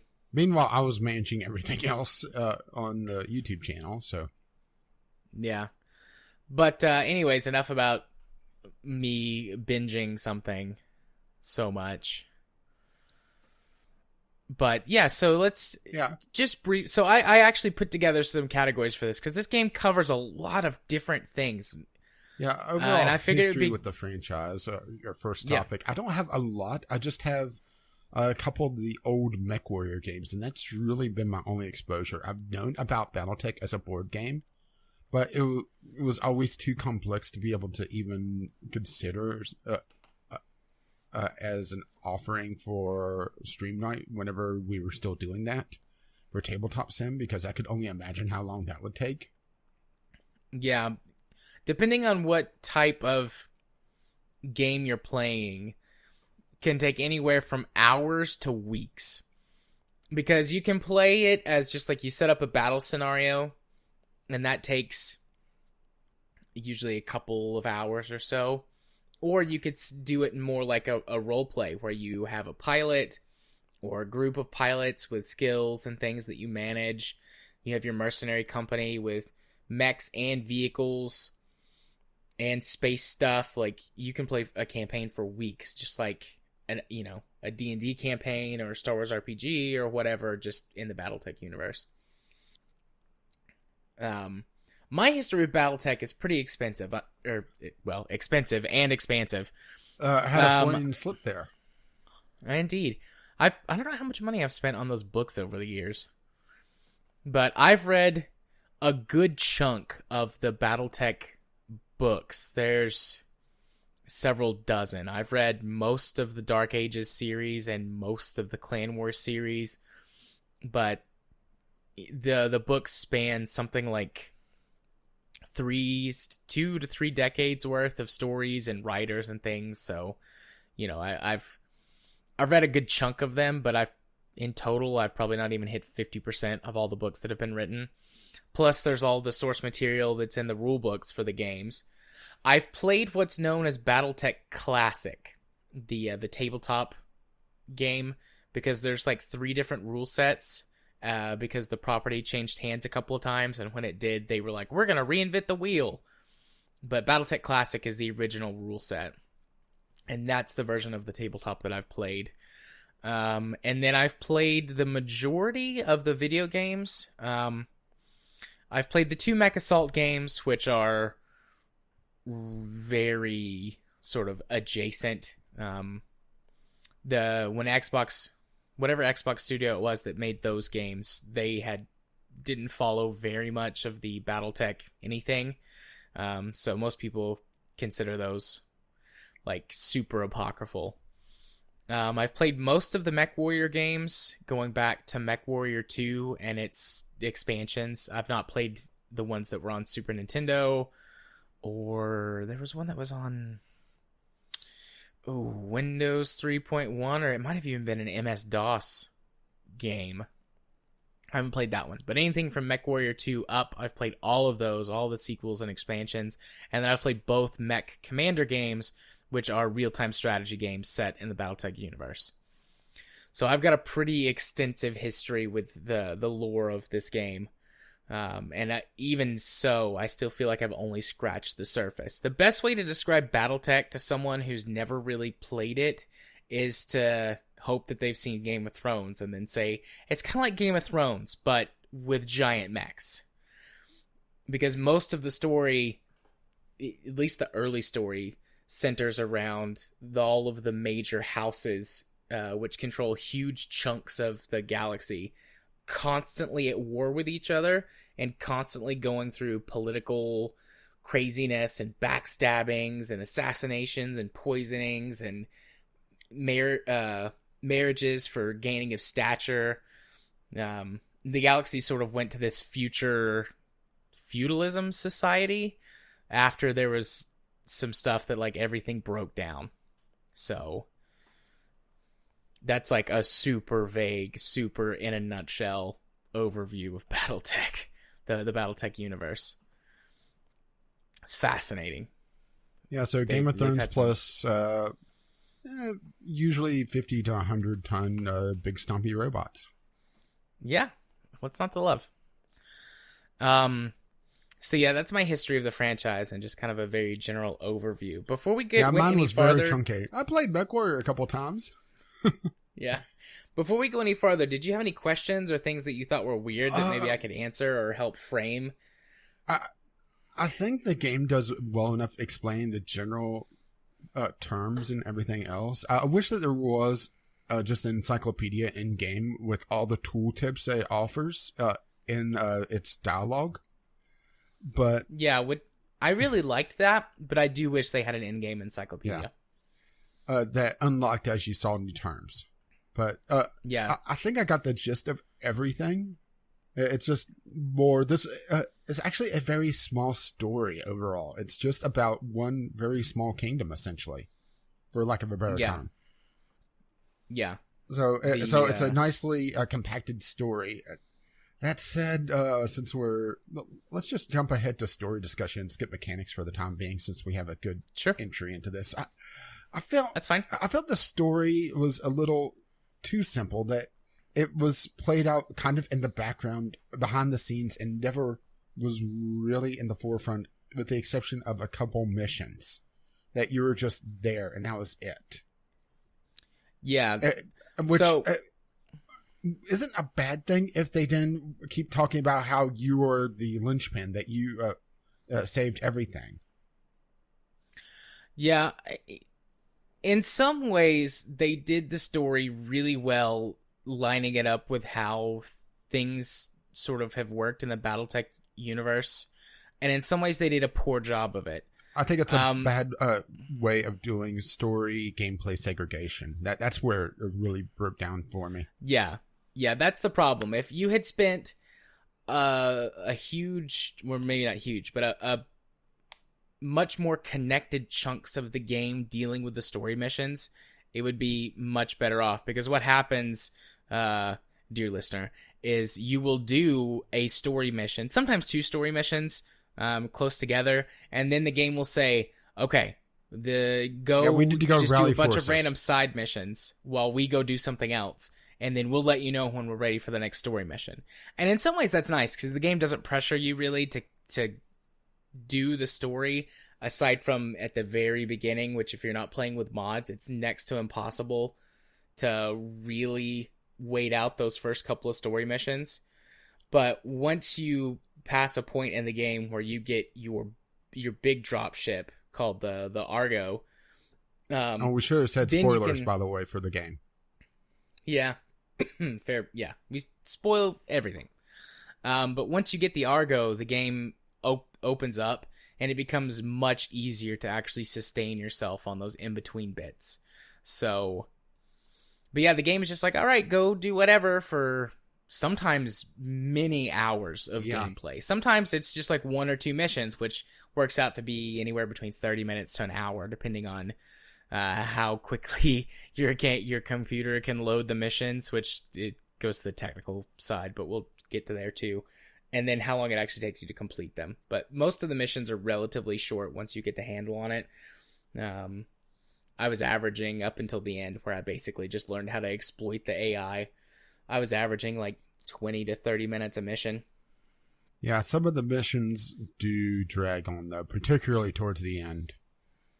Yeah. And that's not even pure length in the mission.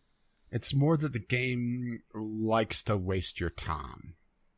It feels like usually more in outside of missions, though. But in the missions as well, that you're always waiting for enemy movements, even if they're not on screen. Yeah, the biggest complaint that I've seen people levy against the game has been how slow it is. And it's not, the good chunky kind of slow where you have a certain weight to the movement and everything. It's more that even if an enemy is off screen, you have to wait for its entire movement animation to play out. Which it shouldn't have to. That should just be off screen. That should be behind the scenes. And that really spoils, some things, that, the way the game handles things is that each turn has 5 initiative phases. from 5 to 1. And the lighter, usually, the lighter class mechs move first. So light mechs would move in turn 5 or 4. Well, the lighter class, I should say, not light class. And as you go through the phases, you get usually heavier and heavier stuff, with vehicles for the AI usually turning up in phase 1 through 3. So yeah, vehicles go in one initiative phase lower than their weight class. Yeah, so if you end up, there's a noticeable pause, and the enemy is having an enemy turn, and you don't see any movement on a low phase, it ruins the surprise that, there's something out there, which is irritating, particularly because the AI, it does decent enough overall, but then it does stupid shit where it just doesn't value its own survival. Yeah. Like, it'll do a death from above, which is, fire up its jump jets, jump on something, and doing that move is heavy damage, but it also damages your mech as well, to the legs. And if a mech loses both of its legs, it's incapacitated. And it'll do that whenever it's already heavily damaged, which, sometimes it's a desperation move. But I've had mechs do that to me and blow out a perfectly good leg and open up their back to me for back shots, which the back armor on a mech is a lot weaker than the front armor. And it makes no tactical sense whatsoever. Yeah, the way that mechs are set up, each limb has got what's called an internal structure rating, which is basically like the health of that body part. And then there's armor that can be placed on top, and you can place up to double the structure length on each limb or body part, except for the back, and you can only match the back's rating. So, if a body part, the right torso of a mech, say it's got a structural rating of 90. On the front, you could place 180 armor, but on the back, you could only place 90 armor. And that's if you maxed out your armor. 9 times out of 10, you are not going to max out your armor because, armor is heavy. And then you want to put more guns or heat sinks so that your mech doesn't melt, or other things on there. So, whenever the AI does stupid shit and opens itself up, it feels very artificial. Yeah. That's when I'm talking about exploiting the AI, learning how to get the AI to chase down certain mechs so that you can basically pull aggro on them when you shouldn't really be able to do that. I was trying to avoid even learning how to do that and just approaching it as, human-esque player. Yeah. I did that for a long time, but now I'm trying to... Eventually, I'd like to 100% the game, get all the achievements. I don't know if I'd ever get all the multiplayer ones. Some of those are going to be difficult. And as this type of game goes on and the player base gets smaller and smaller over time, the hardcore the people players who are left are going to be the hardcore players, and there's going to be no way I can compete with those guys. At least with that attitude. At least for the single player and the skirmish stuff, I'd like to get all the achievements. And in order to speed up the process, I started exploiting the AI to make battles easier. Occasionally, I'll challenge myself. I'll purposefully take... one night we were just chatting while we were playing, and I was like, I'm taking an entire lance of light mechs, which a lance is 4 mechs.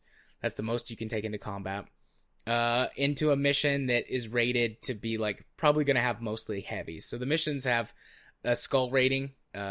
You can have a half skull all the way up to 5 skulls. And that just gives you a rough idea of essentially the type of mechs you're going to be fighting. There's little modifiers that your XO gives you. Then he'll give you a hint that a mission might be easier or harder than its skull rating. And usually he's wrong. Usually he's wrong. Yeah. But I purposely took 4 light mechs into a mission that was mostly heavy mechs, just to challenge myself, and I won barely. I had 2 mechs, 2 of my own mechs were completely destroyed. Somehow I managed to eject one of my pilots, and the other one miraculously lived. I had one mech that was limping, And then I had one mech that was fine because it was set up as a sniper build, so he was never in close combat with any of the heavy mechs. But let's see. We were talking about story, and then we got off onto... And I mean, this is how this is going to go. We'll try and stick to what we were talking about. There is a story, but the meat of the game really is in its mechanics and in its random generation of missions. Yeah, I really like the story, but it gets at least, 25% of its credit from me because it's adding to the overall Battletech lore. And it's one of those things, it's like, you don't need to know all of the stuff that I know to get what's going on in the story, but you can see like little Easter eggs or little hints of nods towards stuff. Nods to the old school lore or things that are coming up in the overall story. Yeah, of the universe, and so, I should say, not this individual little story.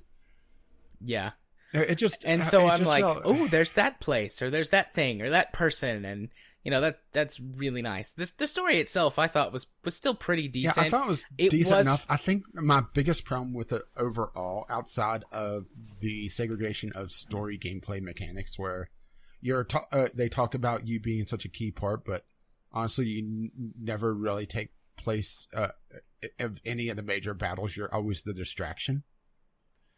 Yeah, you're always either a distraction, or there's a couple missions where you're like doing sort of a spec ops strike. But it's also anticlimactic, where at the end of everything, the intel that another character did off screen essentially turns the tide of the war, and he gives up. The big bad, and you have this final duel with the cousin of the Lady Camellia. Yeah, you fight her, Lady Kamala. You fight her cousin Victoria as the final mission of the story, and a 4v4 battle essentially. And it feels highly anticlimactic. And even the mission before that, because you have this point of no return, and it's this big, you better be ready to field multiple lances. Even the mission before that, where you're uploading this virus to this dropship that's incoming because you pissed off this local lord by killing his son in a previous mission, felt like it was just handled kind of, so that's a thing. I would have loved to actually had a more direct confrontation with him.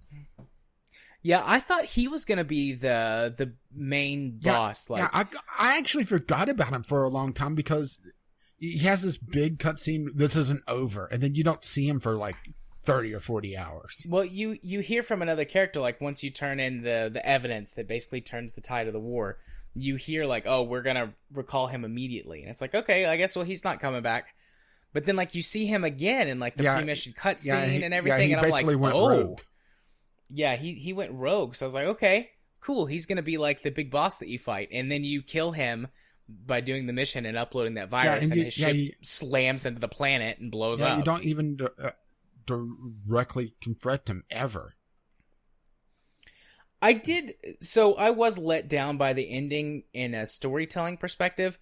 But this is one of those things where my knowledge of the universe or whatever, my previous experience allowed me to like it a bit more.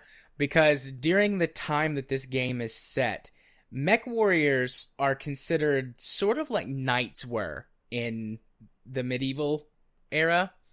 And so lots of battles to determine the fates of sometimes entire worlds would be fought by these knights in arenas.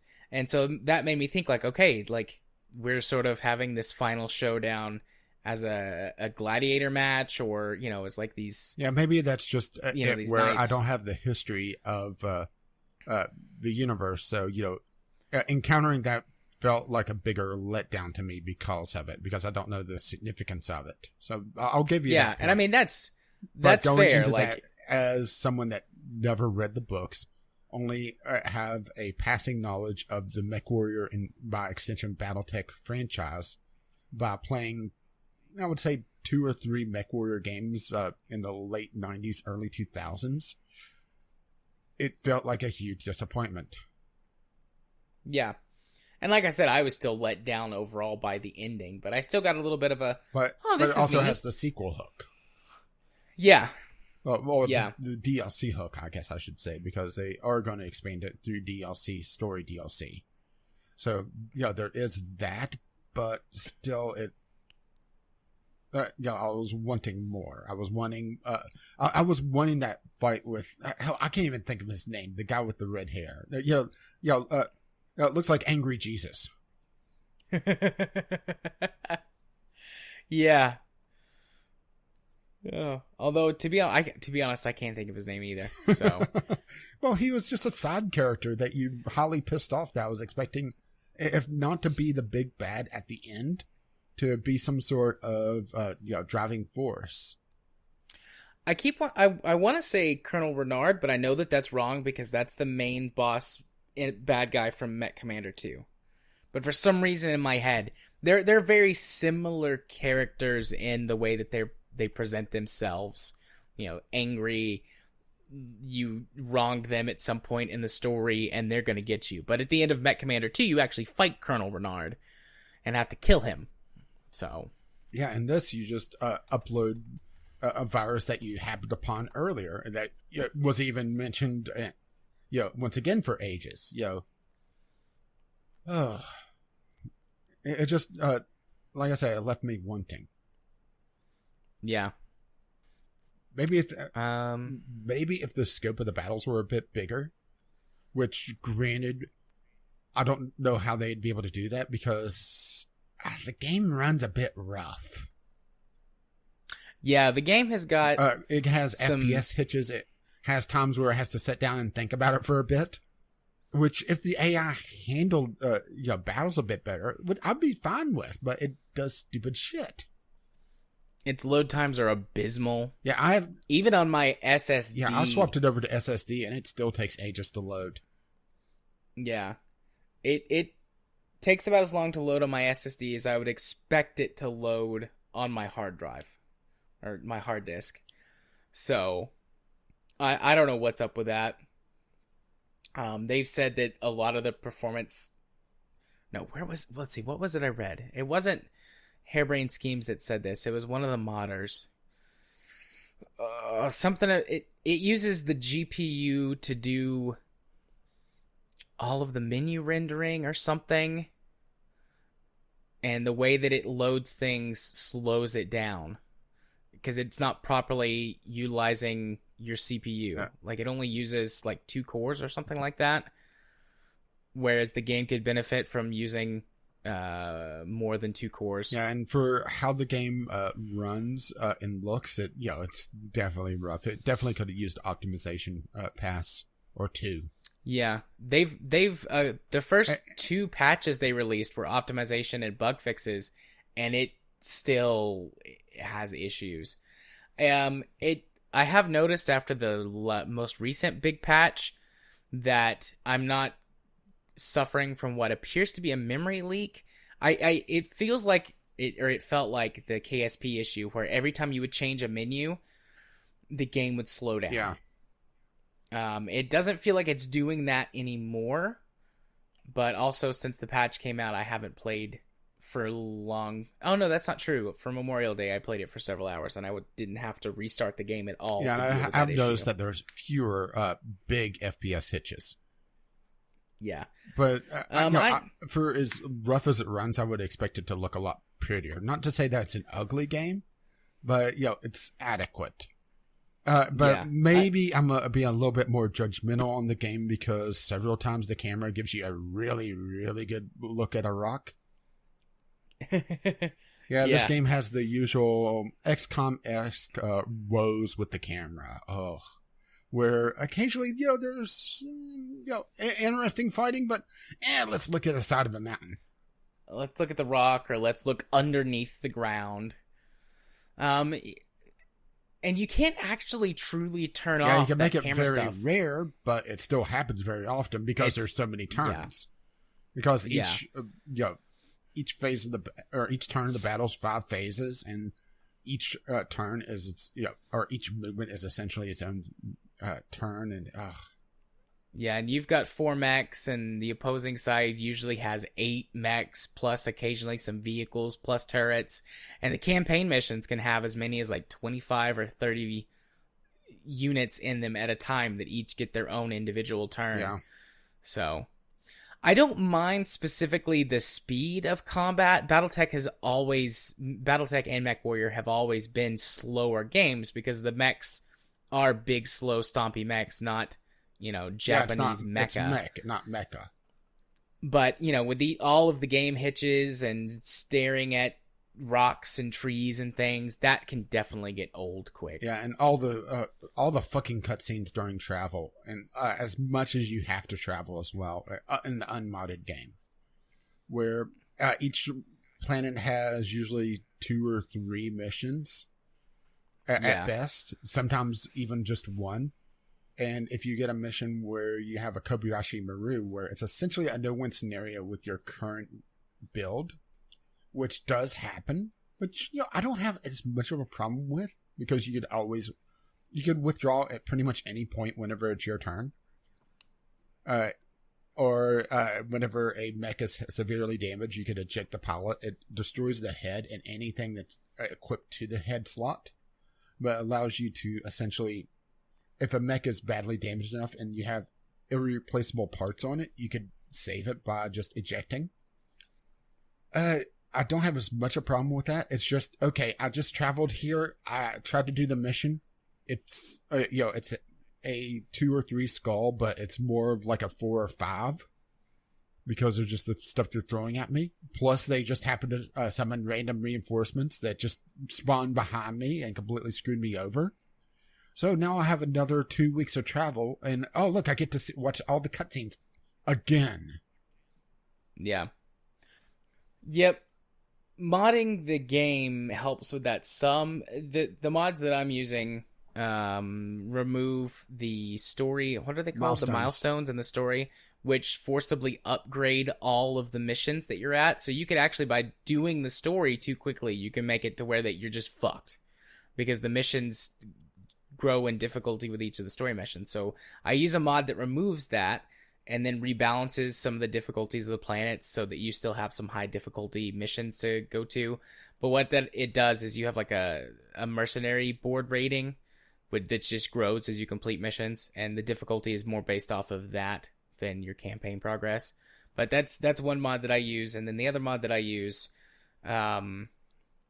changes the variance and the difficulty, or changes the variance of missions and how many missions there are on each planet, and you can set it yourself. So I actually set it to 15 missions per planet. Oh, that must take so long for the initial load whenever it renders everything. Yeah, it does take a little bit of time, but it's 15 missions per planet with a variance rating of 3, which means that you can have anywhere from a skull and a half below to a skull and a half above. Yeah. So.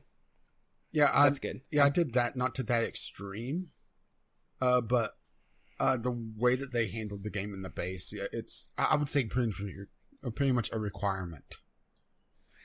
Because it's very, very, very difficult to be able to balance everything otherwise. It's not impossible, but I just couldn't take watching the jump screens anymore. Yeah, that's not... I got past that one. I don't know. I don't have a problem with it. I like the soundtrack, and it's very pretty. And I also went around to listen to a lot more podcasts and turn down the soundtrack because just was spending so much time traveling, which is a shame because the soundtrack is very good. But yeah, I've been listening to the soundtrack on repeat at work like every day. It's an excellent soundtrack. It's almost entirely what's the word I'm looking for? Orchestral. With a little bit of a chorus every so often. Yeah, the I don't know if he was just my favorite thing is actually the cutscenes though. The art style that they went with, this painted style, Yeah. It's just absolutely fucking beautiful. Yeah, and that's also the few times that they actually have voice work. The game is, for the most part, actually unvoiced, which the reason for that is that they have a lot of customization on your player character, and they'll occasionally just call you by your first name, or then call you by your call sign, or call you by your full name. And they couldn't do that otherwise. So I understand why they did it, but still, it kind of takes you out of it, or at least it took me out of it whenever there's this long segment of, okay, he's talking, she's talking, he's talking, well, this other person's talking, and there's no voice work whatsoever. Yeah. It's, some of those campaign cutscene images, I'm going to get a couple of those. I'm going to go through and pick out which ones I like the best, but I'm going to get a couple of those actually printed to canvases to hang up in my office. They're gorgeous. Absolutely gorgeous. Yeah, with some limited animation on them, but they do it really well. Either limited animation or it's all in the particle effects, smoke or fire, that sort of thing. Yeah. Just absolutely excellent work on that. I would say that's the most graphically impressive part of the game. The on the ship stuff is decent enough. It honestly feels very StarCraft-ish, doesn't it? Where you're going around talking to the individual people and asking their story, that sort of thing. But it's all broken up into individual portions and that sort of thing. And, it feels like StarCraft 2 and how they handled it, which, isn't wrong.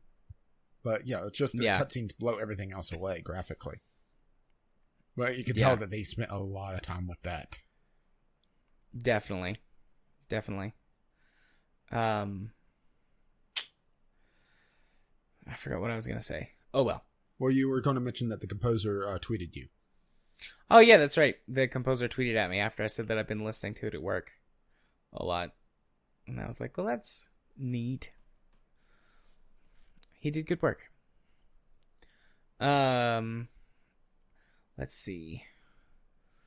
What else? There are many. Yeah. There's still many things. Yeah, we're still on the sort of the mechanics of things where I would say the thing that pisses me off most mechanically is the random difficulty spikes, but more the difficulty spikes that you have no control over, particularly whenever they spawn reinforcements, which they do it way too fucking often. There was a string of missions where I would say 4 or 5 times I got reinforcements, and it was always whenever you started to familiarize yourself with the battle maps, you're like, okay, it's this map, so if they spawn reinforcements, it's going to be over here. Oh, look, it's reinforcements from over here. But then they would throw a wrench, and occasionally there was reinforcements. There was one time that I randomly, on the second turn, had a mech shot in the back and an arm blown off by reinforcements spawning right on top of me. I was not pleased. Yeah. I do not how they handle the reinforcements at all. But the maps are too small, I think, to really handle that properly. Yeah. Because some of them are just microscopic. There's probably the worst one for reinforcements is the some of the polar ones that are mostly just a basin in between 2 mountain ranges with a couple of entrances. Yeah. Or there's another one that's a valley with a mountain in the middle of it, and some forest around it, which it's just irritating that, okay, this mission looks decent. Oh, fuck, more reinforcements. And I love how the XO always says, Commander, we're getting a signal of reinforcements as they're shooting me. Yeah. Sometimes, though, if you kill reinforcements first, when you finish, it'll be like, oh, there's reinforcements coming in, but then it'll be like, you killed everyone already. Yeah, I loved it. There was more than a few missions where the reinforcements were intermixed with the actual objective. So I would kill the last objective just by chance, and and we got reinforced, and then mission successful. Yeah. The random missions definitely can get old. Yeah, I would say repetitive. I would say that the game does tend to get very samey. Maybe it's just because and I'm not sure if this is just because lore, but it keeps throwing the same type and same variants of mechs at you constantly. With occasionally there's that little spice of life, but so many fucking thunderbolts, for example. Well, that has to do partially with the area of space that you're in. I discovered this later on after I looked up a table that had a lot of stuff in it, because I'm trying to find specific mechs to complete I think it's called like the full stable or something like that, where you have at least one of every mech variant in the game. And there are certain mechs both that you fight and can acquire like via the store that only spawn in certain systems, or not systems, certain areas of space. Yeah, which the game limits you to, I would say, about half the map for the entire campaign. Yeah. It's kind of weird how they have this huge map and they only use a small portion of it, but then again, ties into this as a very small story. Yeah. And I mean, this is even the overall map, which is pretty large, is only a tiny portion of the actual Battletech map. So, that's somewhere that they can obviously go with expansions. Yeah, I understand that's why they did it like that, but it's I was expecting to see the map open up before the actual ending, or have it utilized in some way, but no, it's just there. Yeah. Well, there's a lot of so we haven't really talked about the random events that you can find. Yeah. And the game definitely needs more. Oh, but I got the burger event so many fucking times. But there are actually a lot of random events, because each system has got modifiers to it, like Rich, Trading Hub, former Comstar former Star League presence, Comstar presence. There's a bunch of modifiers. And certain events are either more likely to trigger or only exclusively trigger on planets with certain modifiers. So there's a decent amount of them, and there's like you'll find random events that have a solution that's grayed out, and even when you have like a fully upgraded ship, and you're like, how do I get this solution? Well, you do go to a planetary system that has the right modifier, get the event, and then do the, I guess, proper outcome, or the outcome that gives you that option. Like there's one where that you'll constantly, or not constantly, but you have a random chance to run into ships that the people have got some sort of plague, and you can, do nothing. You can sell them medical supplies or give them medical supplies, or you can give them some of the like special medical supplies. It's like pox antivirals or something. Supplies, motherfucker. Well, I was going more UHF on that. I got you. But that give pox antivirals is grayed out until you go through a mission or a random event chain where you actually catch the pox on your ship, and then you have to get the medical supplies, like the special pox antivirals, and then you also have to get extra ones. Like you can buy extra ones or steal them, or if you have a high enough reputation with the planetary government, you can get extra ones, and then you have the extra ones, and then you can give them out to other ships. And in doing so, you can actually remove the pox plague from planetary systems. There's one where that you can, like, pirates attack your ship, and if you go to a world that has like a pirate base and you wait around long enough, eventually there's a event you can find where you can actually join up with the pirates, and then you can accept a pirate contract, and then in doing so you become liked by the pirates, and so anywhere you go, then you can click on the button that's like friendly with the pirates, and you can be like, no, I'm a pirate too, I worked with so and so, and they're like, okay, awesome. And then you can get some random things from that, like sometimes they'll give you money. I still think or it's tech. funnier to prep the drop ship to be able to fire on him. And he says, no, the last number is 0, not O. Nobody uses O in an account number. Yeah. There's little bits of humor here and there. Like whenever you first meet the ship engineer, not Yang, but the other one, the lady. And Yang, this guy, this big tough guy with a robotic arm, he says, "Well, Doc. By the way, I'm going to call you Doc. I hope you're okay with that," or something like that. Yeah, I think it's like get used to it or something like that. Is what he says. Just little bits of humor here and there, and that's also interspersed throughout the random events.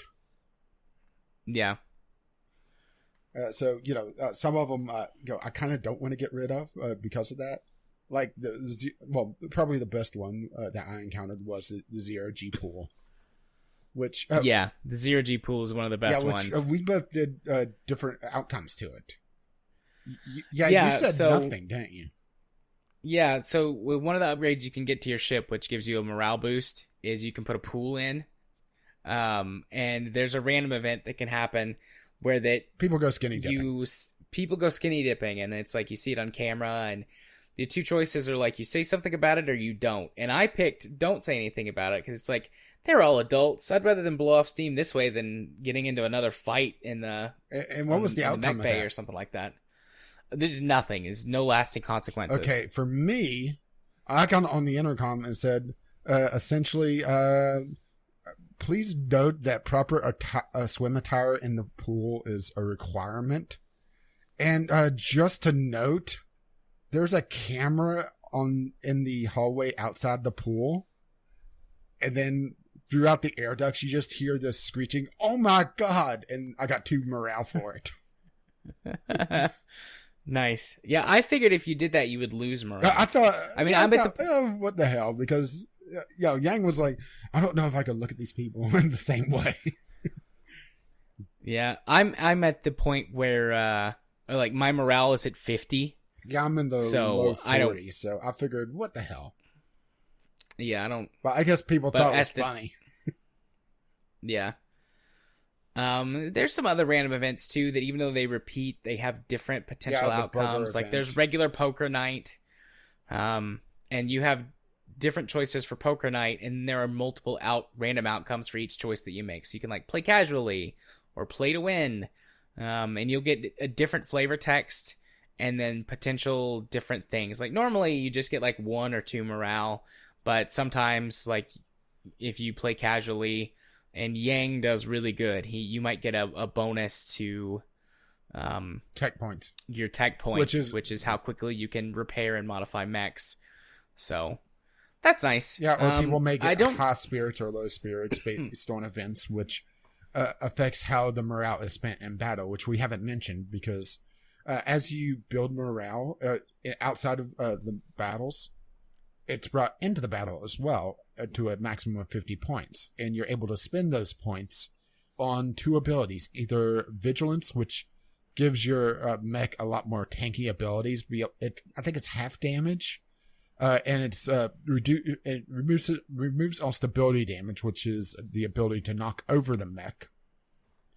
But it doesn't stack with cover. And cover is actually not really a requirement to use all the time. And in the beginning of the game, I think I really hurt myself by playing more XCOM-like and trying to stick to cover.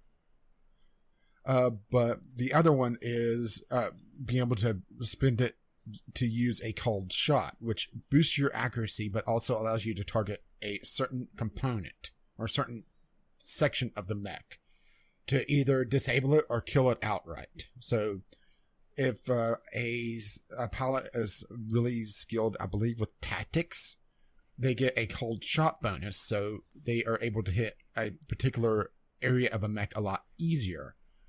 And, if you shoot off the head of a mech, it's dead.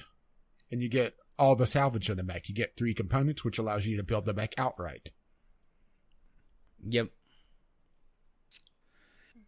But let's see. Well, anything else on mechanics, or should I just go down my bitch list? I don't think so. You can start going down your list. How about something that kind of irked me was that it seemed like the game didn't really give enough info for me to sometimes make smart decisions, particularly in loadout in the mech base, mostly on heat generation. It doesn't tell you exactly how much heat generation or how much heat you dissipate without just getting enough time to get a feel for it. And that could sometimes come to bite me in the ass, like the default Stalker mech, or I should say the modified Stalker I was using. It couldn't even alpha strike without overheating. Yeah. And it's just because I didn't have enough info. Also, just by extension of that, there's not a lot of customization on the mechs themselves outside of just weapons and a couple of upgrades, which are very samey. You have cockpit upgrades, which is either morale or injury resistance. You have arm upgrades, which is damage to melee attacks. And you have leg upgrades, which is it's death from above plus damage or resistance, and then targeting computers. Oh, and there's the gyros. But they use up so much room that, for a good chunk of the mechs, you are either sacrificing weapon slots or, you could only use one. It starts to feel very samey, I guess. Particularly just with the low variance of mechs. But maybe it's just because, I was still tied to the campaign area. Yeah, you start seeing a larger variety once you go out. And you see particularly different default loadouts, which really helps. Maybe it's just because the computer always uses the default loadout for that variant. So, being tied to a small area space and seeing, oh, it's another fucking Wolverine. Oh, look, it's Lotus again. Or Locust. Yeah. It gets very old. You see the tonnage you see, that was obviously a long-range missile 15 salvo. So that's either a Jaeger mech, a Thunderbolt, or a catapult. Most likely. Yeah. That's part of the fun to me too, though, is like being able to pick out like exactly what I'm going to be fighting based on tonnage, and then like you see them attack you from out of visual range. It's like, oh, so you can narrow it down even farther. I mean, I could see how that would be annoying and frustrating, but I find that maybe if there was just fun. More variants, or the computer actually made use of all the plus weapons, where that mech has LRM 15s plus. So, okay, that's going to be a lot more dangerous. I need to worry about that mech more than I otherwise would. Because I never saw an enemy mech use any of the additional equipment. I never saw him use plus weapons, unless that's just behind the scenes. It's just, it's the same mechs.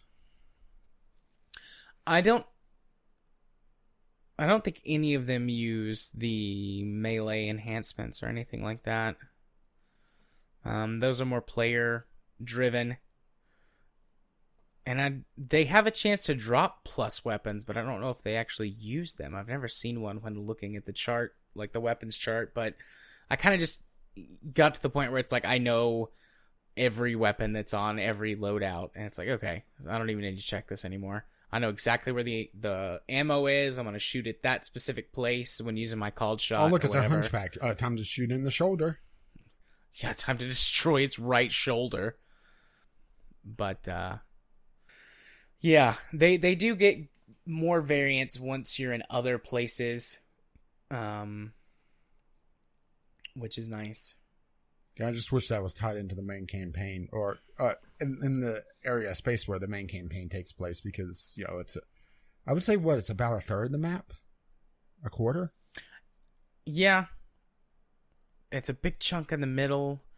You have all of the unaffiliated planets, and then you unlock the Taurian Concordance area before you finish the campaign. So somewhere between a quarter and a third initially, and then maybe closer to half by the end of the campaign. But let's see, something else on my bitch list. Well, I have the random difficulty spikes, but we already talked about that essentially. Even though sometimes that kind of works out for me. I mean, that's how I got my first full assault mech that the game just doesn't give to you. Which I'm not sure how I feel about it giving you essentially the super weapons. Because it almost feels kind of cheaty after a while. You mean the Lost Tech weapons? Because you get the Gauss rifle.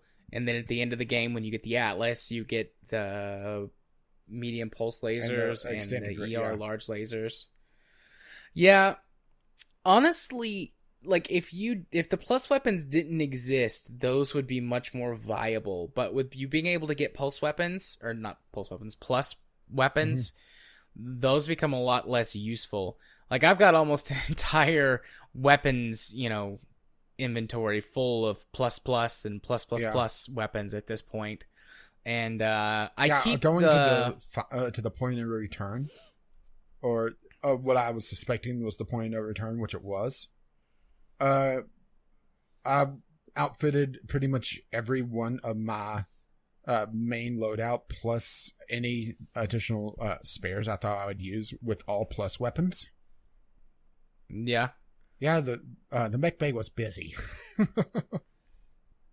But yeah, there's just this huge power jump, and that's also the point where the game, where the main campaign feels like it loses a lot of its punch. That one mission where you're running all the assaults, that's not your company, it's the people that you left behind. Yeah, I think that's kind of the point where the difficulty curve just drops off for the most part. The mission where I had to disable the 3 generators right at the end, that was a little dicey, but that was more that I took a couple of assault mechs, so my company was moving slower than it should. But even then, I took my Highlander that had it was the one with the Gauss rifle, and I've outfitted it with pretty much as heavy a weaponry as I could, all plus weapons. And I just sprinted it for 3 turns up to one of the generators, while the entire other company went to the other. Yeah. I nearly lost that mission the first time because both mechs that I brought with high mobility got legged. So they were limpy. And so I almost ran out of time. I got that one on the very last last turn. I got on the last turn mostly just because I brought 2 slower mechs. And also the game doesn't give you a good indication of where you can jump and where you can move to very easily. So even though the Highlanders are able to do pretty big jumps, there was places where it looked like I should be able to jump up the cliffside, but I couldn't. Yeah. That's also a huge irritation. It's just that it doesn't give that information very easily. And whenever you're running a mech that doesn't have jump jets at all, and you have to rely on the actual terrain, there's a few times that it'll path you. You just click out towards, and it'll path you towards that way. But then it'll get confused and take you in a different way and take you towards a cliff. That happened to me a couple times after a mission. One of the few times that I had to go to the landing zone after a mission. Thankfully, it was outside of combat, so my hunchback was able to just hoof it. But it still was irritating. There should be some sort of indicator on the ground. I mean, they do indicators for the landing ships whenever they're going to be surprise you with the landing ship. Oh, don't stand there. It's going to drop on you. Yep, and it'll blow your mech up and kill your pilot. But speaking of mobility, the light mechs, for me, just felt fucking useless after a while. Or close to useless, I should say. Yeah, the light mechs are a lot better than I initially felt. You have to learn how to play them properly against heavy mechs. a light mech that doesn't have jump jets is practically useless. And even some of them with jump jets are also useless. The best light mechs in the game... well, actually, let me step back a second. One thing that I really like about this game from a mech building and designing standpoint is that it actually takes into account the fact that mechs are designed for certain things. And so sometimes a 45-ton mech can outperform a 55-ton mech at a specific task because that's what it's been built for. So it might have better internal heat sinks, which like each mech has an internal heat sink system inside the reactor. And so some mechs have got better ones of those. So you could actually put more firepower on a smaller chassis because you don't have to load it up with 10 extra heat sinks so that it doesn't melt. What I was talking about, where it doesn't show you the heat generation properly. It's right. just a bar. But in doing that, like having mechs that are specifically good for certain tasks, the light mechs in particular really benefit from this. So for example, the Commando, which is a 25-ton mech, can mount more firepower than almost any other light mech. The specifically the one that uses that has like 3 missile hardpoints on it, because you can put multiple SRM-6s, which are the biggest short-range missile launchers in the game at this point, on it, which have like they're a weapon that sort of punches above their weight class. They weigh 3 tons, but can put out as much firepower as the much heavier autocannons or PPCs. So you can have a light mech that can do over 150 damage with plus weapons later on in the game on a 25-ton chassis, and you put, I think the max is 6 heat sinks on it. You can get 5 evasion every turn, and you've got like a little jumping bean of death that can hop behind heavy and assault mechs and blow them up in a couple of turns. And you do have to rely on sort of the randomness of evasion to not be hit. I think versus that's why I didn't like it, is that the tankiness. The game throws so many weapons at times that even low hit chance eventually gets a hit in, and as you get shot at, you lose evasion. Yeah. Which that's one of the big, there are a few deviations from the tabletop, which this is mostly what it goes by, that I assume they did for gameplay balance reasons, but that still don't quite make any sense. You don't lose evasion in the tabletop game, which makes light mechs a lot more viable because they can't. Well, while you're talking about the tabletop, you can still, I need to step away for just a moment. Okay. You can still gang up on the lighter mechs in the tabletop, but because their evasion isn't stripped every time they're shot at, they maintain a higher difficulty to hit, which means that they have a much higher survivability rate, which means that they're much more viable in the tabletop game. Plus, I should wait for Rage to come back for this to talk about weapon loadouts. Okay, sorry about that. I had to check there for a moment. Another thing that makes lighter mechs more useful, well, that just works differently in the tabletop, and that makes the default loadouts make a lot more sense, is the way that heat works, and the way that weapon ranges work.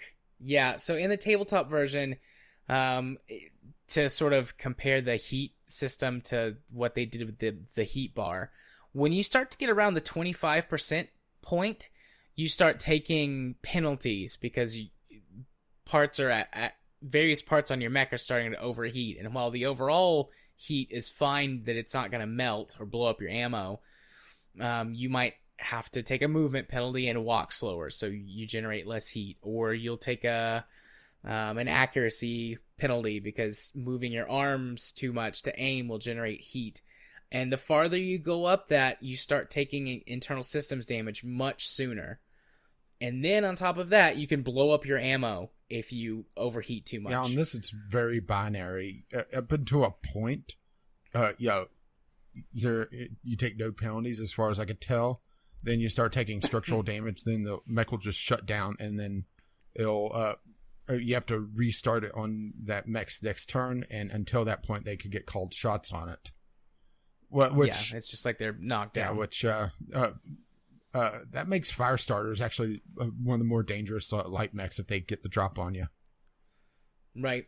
But so that heat management means that mechs have to have a much wider array of weapons, because you're going to be doing a lot less alpha strikes. So you need to stagger fire on enemies so that one, specific weapons or parts don't overheat, and two, you can't rely on that overwhelming knockdown power of an alpha strike. So alpha strikes so much in this game, actually. Yeah, that's why mechs, like so many mechs, have like one LRM5 or one LRM10, so that they can be firing at range while they close in. While they close in, and ranges are much larger in the tabletop too. Do you think this game would have done a lot better if the map size was just, let's say, double? Yes, I think so, because you'd get more time before the AI just bum rushes your position. The map sizes are fine for multiplayer because you're dealing 4v4. with a 4v4 human intelligence. Yeah, So, but whenever the computer throws, 8 in this little valley, there was no way I was going to deal with that. It was the map was the valley, and it was 4 heavies and 4 assaults. Yeah. I mean, multiplayer is a whole different animal. Since I brought it up, it will only take me a couple minutes to cover this. Because you're dealing with other human players, it's just a whole different ballgame. I tend to play very specialized mechs in the campaign. And while there's some specialization that can be useful in multiplayer, in general, you want to play it more like the tabletop, where you have various weapons that can engage at various ranges, because human players are going to try and kite around you. And for the most part, they're not just going to charge in every time. You're going to be dealing with a lot more armor, so being able to strip armor is a lot more useful than it is necessarily in the campaign. I mean, it's good to strip armor, period, because, that's how you work down your opponents to kill them. But human players, in my experience, tend to max out their armor so that they max out their survivability. Only, like a specialty like long-range mech is going to strip out its armor for more weapons and ammo. So, just the human factor makes all of these systems shine a lot more and actually play a lot closer to the tabletop game. There's still the stuff to deal with heat that works differently, and a few other things with the way that pilot skills work. But yeah, we never even mentioned pilot skills. No, you mentioned them earlier with the morale system. Oh, well, that's the morale is not the individual pilots. Oh, okay. Well, and also the multiplayer pilots, you've got like a random assortment that have various skills and various things, and you can't do anything with the pilots except assign them to a mech for your lance for multiplayer. But the full customization options are there. There's no plus weapons in multiplayer, and most of the special, like the cockpit mods, aren't there and stuff like that. But otherwise, you have access to the full range of weapons and mechs. Yeah, since we mentioned it now, as the pilots go on missions, they get experience and they level up, which increases all their stats in 4 different areas. And at I want to say the 5 and the 7 or 5 and 8 range, they're able to get a special ability. And you're able to get 3 abilities overall, 2 from one and 1 from a second, essentially stat. And all the others are unavailable to you, which allows for some interesting specialization for various pilots. Like a long-range mech may want bulwark, so that they could just sit and constantly pelt while not have to worry about also being in cover. Or bulwark mean if you don't move, you get the guarded bonus, which is if you take 50%, only take 50% damage, and you only take 50% stability damage.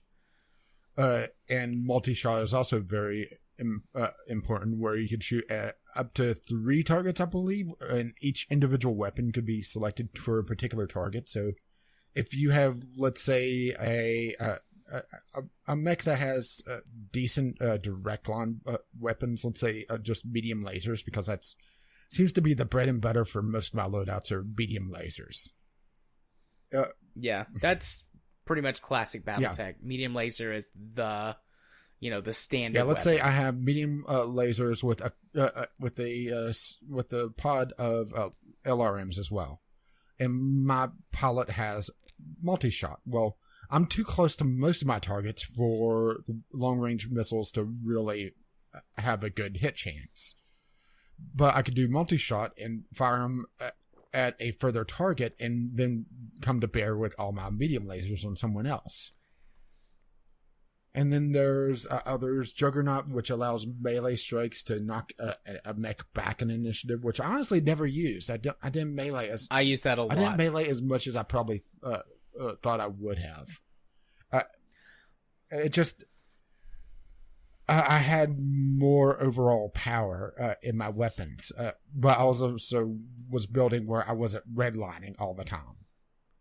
I only had a couple mechs that I had to cycle weapons in order to keep up a good chunk of my damage. Yeah, most of my mechs ran hot, but, you know, I did a lot of melee-based combat. This is the first Mech Warrior, Battletech, whatever game that actually allows for melee combat. And the tabletop does. The tabletop has whole mechs built around melee combat. There are actually melee weapons like axes, but not in the and swords, game. And shields. Not in this game. Not in the game, but you can still go punchy. And there are mechs that get bonuses to their melee damage because they have, for example, the Centurion has got a claw hand, and so it gets a melee damage bonus because it has a claw. So it's like a melee weapon. You'd think Wolverine would have claws. You would think so. But it's... I'm just looking at my list here to see what else there is, unless you want to continue on this. No, let's see. The only major complaint that I have, outside of a few minor technical issues, I was fortunate to not have... the game... In 200 hours, the game crashed once. Yeah, I had 3 hard crashes, crashed to desktop. I had a few lockups. And in the next to final mission, I had one time where it just didn't generate the salvage, which meant I couldn't continue on because I couldn't choose my salvage. The way it handles salvage is that whenever you negotiate a mission, on the random missions, you can choose if you want more salvage, more C-bills, money, or have less of one or both to gain more reputation with that faction. And depending on the amount of salvage you negotiate for, you have a certain amount of priority picks. You get first pick on, usually somewhere between 0 and I think the maximum is 7, and it changes depending on how much you negotiate for. Because it didn't generate the salvage, I couldn't do my priority picks, which means I couldn't continue on to the next screen where it assigns the rest because it's priority and then it's so many others. Even whenever you have no priority, I think you always get 2 picks at random from the AI. Yeah. Because I couldn't do that, I had to restart, and I didn't do a save during the mission. So I had to redo an entire about hour-long mission. And it was fucking tedious because that was also an escort mission. And allow me to, or partly escort, and I have to say, I fucking hate escort missions in this game. Particularly because the XO says, oh, they're going to follow your mechs. No. They're going to run ahead. And usually, once you get towards the 4 to 5 skull range, and you want to take heavier stuff, that's also less mobility, but the APCs that you're trying to escort are still as fast as hell, so they'll outrun you, run right into the enemy. And there was a couple times that I had one stop literally at the foot of an enemy mech, and it just stomped it. Fuck you on escort missions.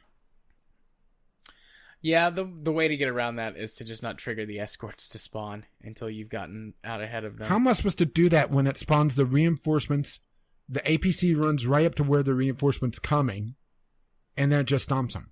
It's a spawn. It's not. Yeah, the AI's pretty stupid. But I mean that goes for both sides because when you're doing a convoy ambush, the escorts will just or not the escorts, but the main convoy will just run right up next to your mechs, and you can do the same thing.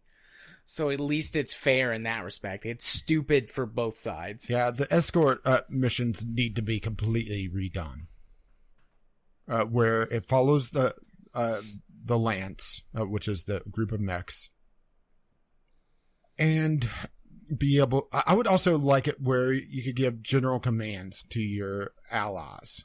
Because on the final mission also, you have 2 allied tanks, which vehicles in this game are fucking deadly. They're essentially mech weapons mounted to a small frame. And they could be devastating, particularly some of the carriers where they have 3 PPCs, which are just fucking devastating. Or was it like 30 or 40 short-range missiles? Yeah. No, they have more than that. I think they have 60 short-range missiles.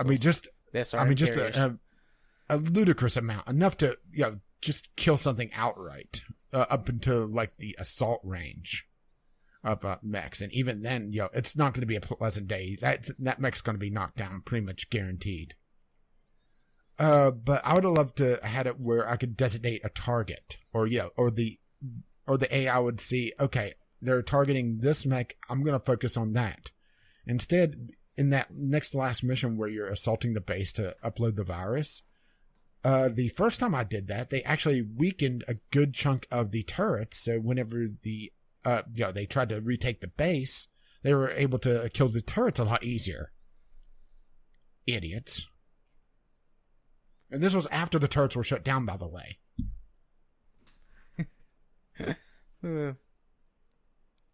My biggest issue with the game comes down to some of the minutia of things that don't quite match up properly. Like, I've bitched and bitched and bitched Here we go. about autocannons. They're too heavy. They don't get enough ammo. Like, they cut the ammo in half from what the tabletop is. Most of the other weapons get more ammo per ton. The autocannon's ammo got cut in half, and they're all too heavy based on what they're supposed to be on the tabletop. So it's really difficult to make useful autocannon mechs, aside from the ones that are specifically designed around it, like the Jaeger mech or the Hunchback. Yeah, the Hunchback. Or my Hunchback I nicknamed Bazooka Joe. I was just... it was devastating because it would punch a hole in the armor, and then, I would get a couple called shots, and, something that was pretty dangerous would be down. Particularly, and again, I assume whenever something had less armor, just because of chance, it would be ramshackle or shoddy. So instead of full armor, it would be 50, 25%, so 75%. So that would be even more deadly. Okay, continue on.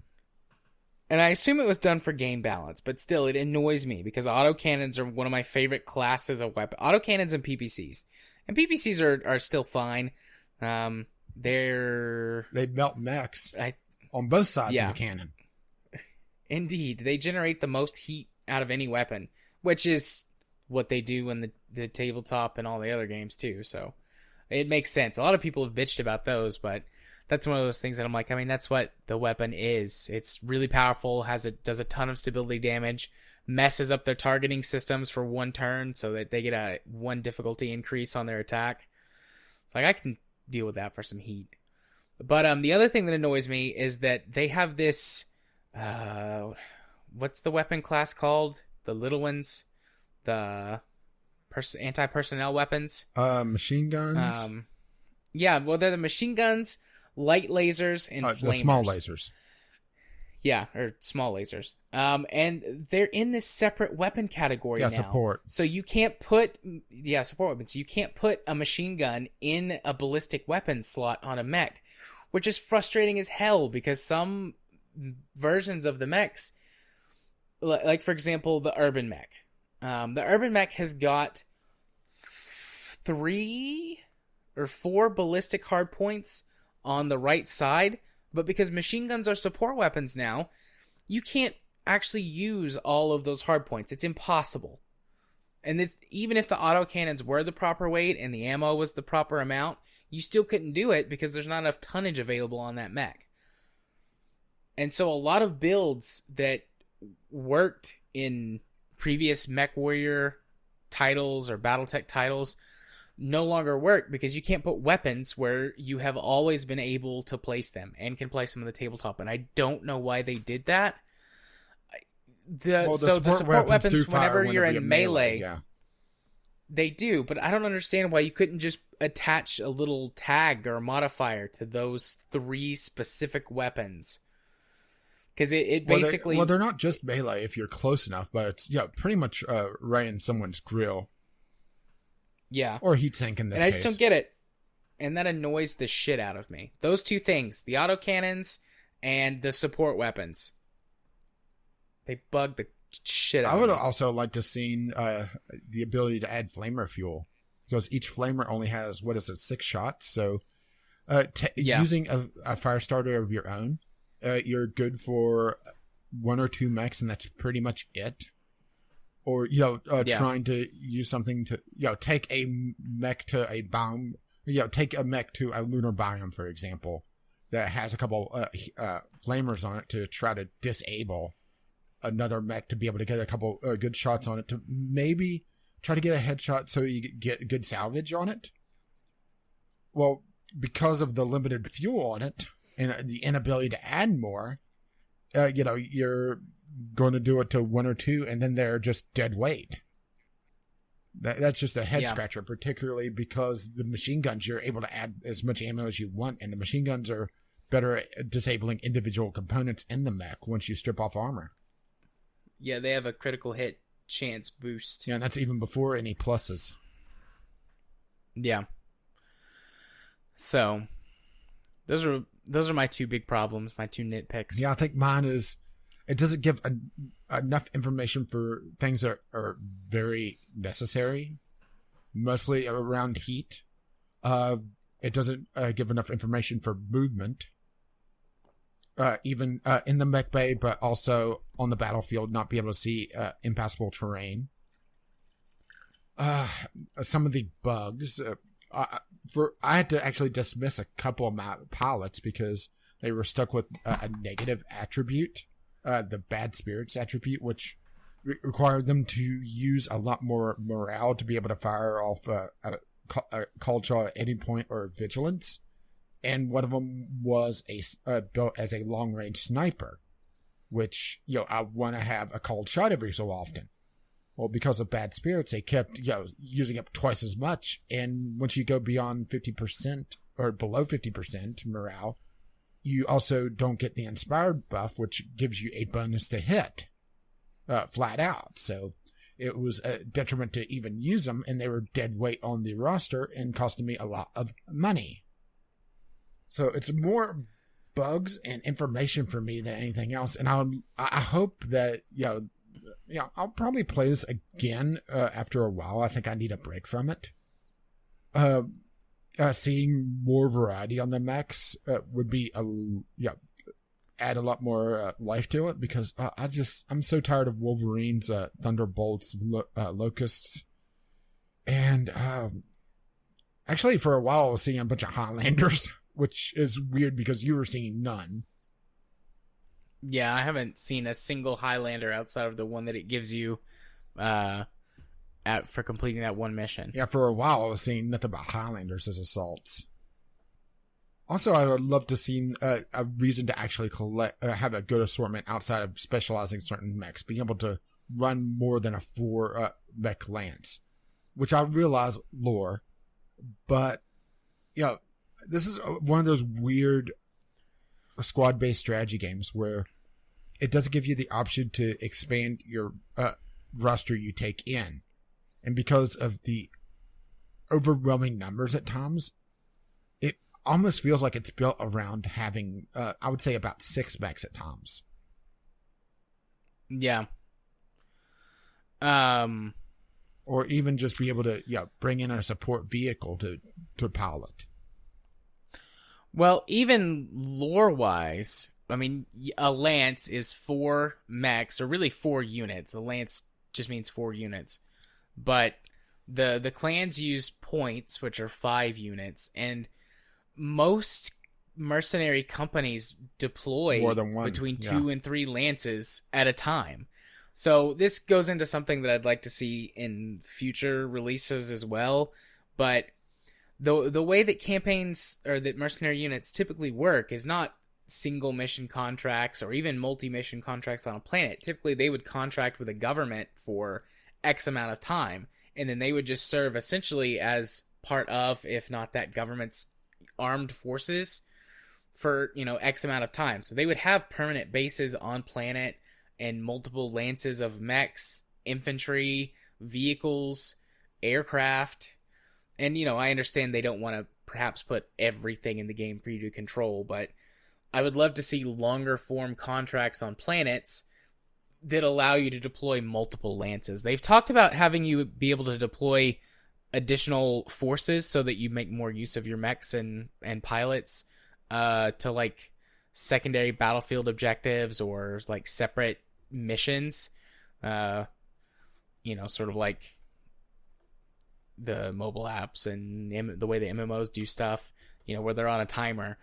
And that's a step in the right direction, but yeah, I don't like the being artificially limited to one lance the entire game. It doesn't make any sense. Like in the beginning, it makes sense when you have, 4 or 5 mechs on a dropship that's way too small, that's not meant to be used that way, but you're doing it anyways because you're scraping by. But once you upgrade to the Argo and you get, 18 battle mechs and 24 or 25 pilots, it's like, okay, come on, let's use more. Yeah, it just feels like it's built around a system that they never were able to quite get in.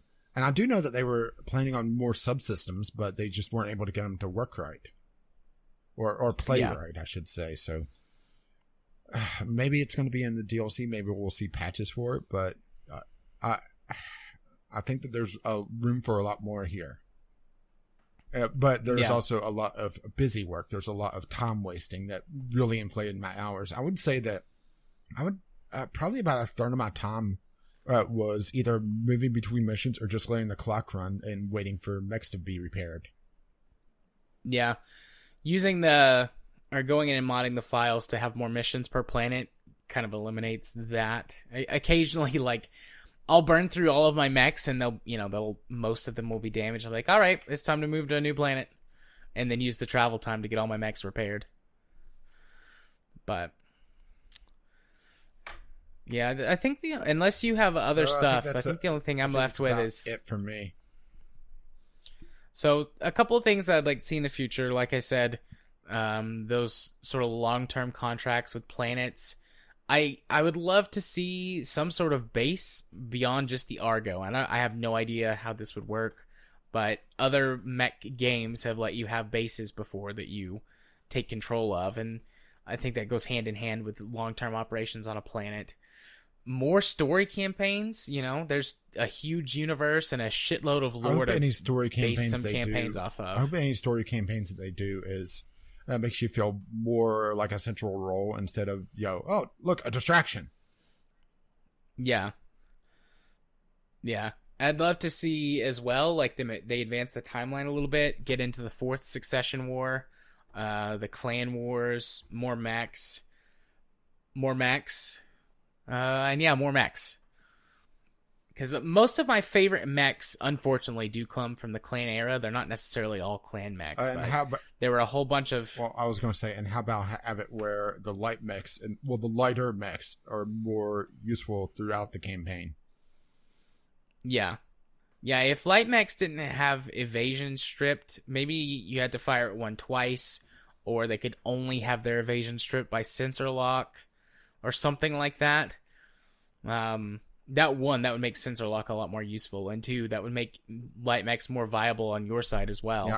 I didn't use sensor lock nearly as much. Mostly, I had it just because when some of my pilots in the assault mechs to get Master Tactician to be able to move quicker. Yeah. Granted, it's not a necessary thing, but for some of the mechs that are more single target anyway, it doesn't make sense to get multi-targeting. Yeah. But sensor lock, usually it was, something is slightly out of range and I want to pelt it for a while. And missiles are just obnoxious. They're They're not. Well, I was taking 2 mechs in that each had at least 30 missiles. Yeah. Each. Just take one mech that has 60 missiles. I just put the pilot on top of a pod, on top of an LRM pod. Yeah. In the rumble seat, and that's it. Maybe strap a couple heat sinks to it. Yeah. Strap a heat sink to the pilot. Here you go. Well, considering my usual fire support pilot, he was completely silent. You'd hear him key up and then key off, and that's it. So, it's not like he would complain. Yeah. So, overall, this is definitely not a game for everyone, mostly because they don't do a great job of teaching you base mechanics outside of move and basic shooting. If you haven't played a turn-based squad tactics game, I would say go play XCOM first. Or go play Xenonauts first. Or go play another game that teaches you a lot better. Because this teaches you the base mechanics, but it leaves a lot for you to figure out on your own. Yeah. Which is disappointing because I do want to suggest it a lot more, but between not teaching you a lot, it having some fucking infuriating mechanics, it being still buggy, my salvage bug was in the latest version just 2 nights ago. Some of the random difficulty spikes and having to essentially heavily modify the game to have it be not waste your time so much. It's a maybe if you're a fan of the genre or you like really, really stompy robots. If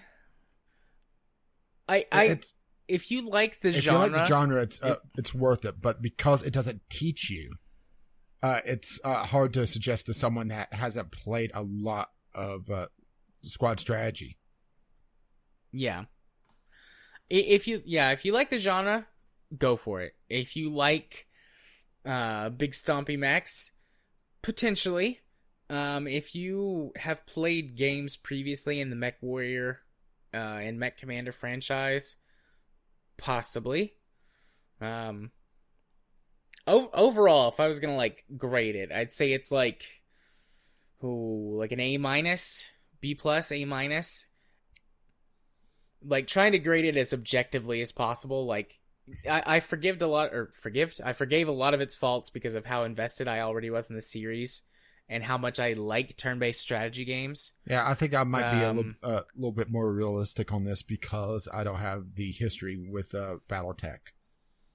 Yeah, it's regardless. It's definitely not like an A+ game. Yeah, it's maybe an A-. Yeah, it's definitely probably not the second B+. coming of Christ, even though some people were claiming it for a little bit.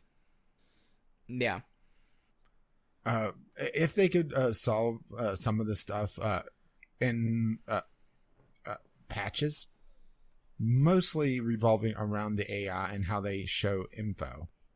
Or if the mods are a little bit easier to handle, because right now you have to have a mod loader and it's a little finicky. Yeah. And every time they patch it, you have to go in and rerun an injector to write a DLL file or overwrite a DLL. And that's not something that's very user friendly. It's not terrible, but it's I don't like giving a game a complete pass just because mods can fix it. So it's tough for me to say that, even though I did enjoy most of my time with the game when it didn't bug out and leave me fucking infuriated. Yeah. And that's another. I didn't experience most of the bugs that you did, so I don't have that as well. And that's more anecdotal than anything. If this wasn't a game club game, whenever it bugged out on the last mission, I would have shut it down for a week or two because I was infuriated because that was an hour-long mission and an hour-long tedious mission. It wasn't even difficult. they were talking about, oh, you need to be able to field multiple lances. That mission, I went in, and of course it's 3 mechs because it's a full lance, plus 2 APCs and 2 tanks on your side. 3 of my mechs, my 2 assaults that I took, because I had a fairly good stable of assaults by this point.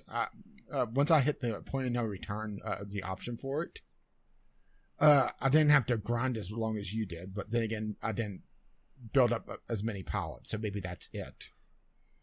The 2 assaults that I took, my 2 Highlanders, were just had damaged armor, which automatically gets repaired, so they are fucking pristine, as well as my fire support, which I was going to swap out for an Atlas anyway, fire support build for the final mission, because I was expecting that to be a lot tougher. And just the short-range brawler that I took, that is by design there to soak up a lot of damage, was the only one that was even damaged. So it was just tedious. It wasn't even tough. Yeah. So, well, we talked about Battletech for a long time. To be fair, I thought we expected that. True. Very true. I think we went longer, though, than we expected. I think you were lowballing. But maybe so.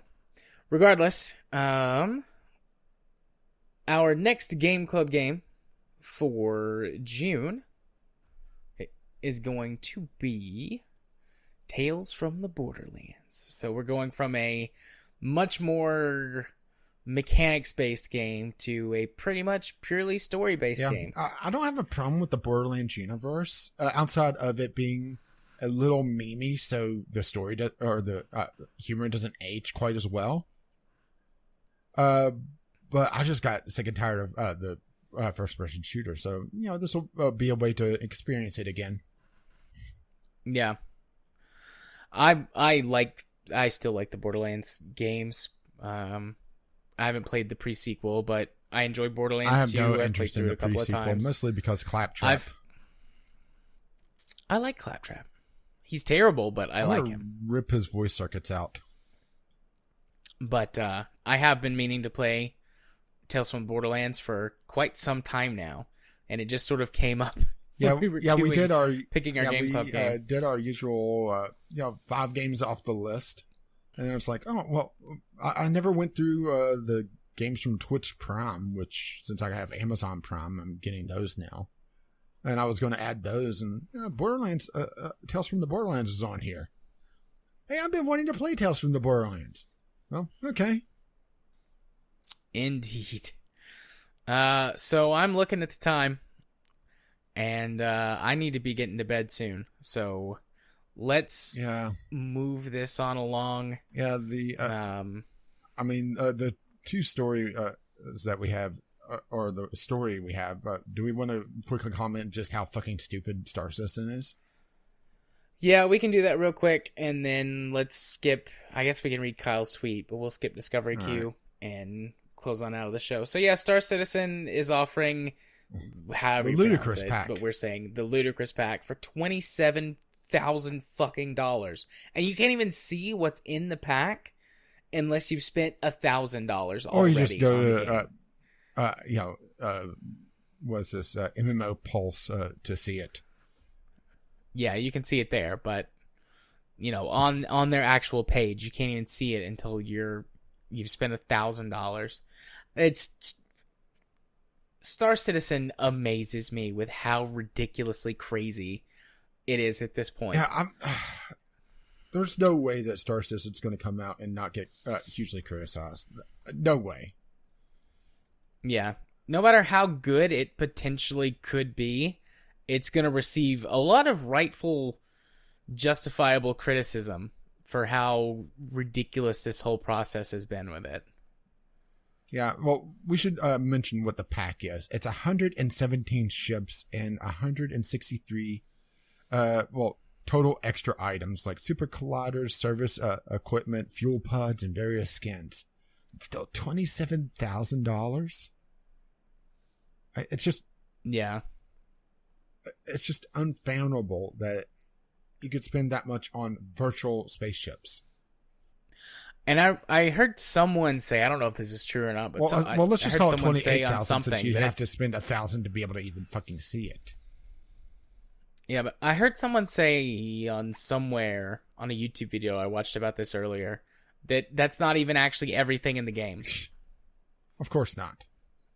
I don't know if that's true or not. That's just what he said. If you spent $27,000, that'd be like a lifetime pass. You get everything.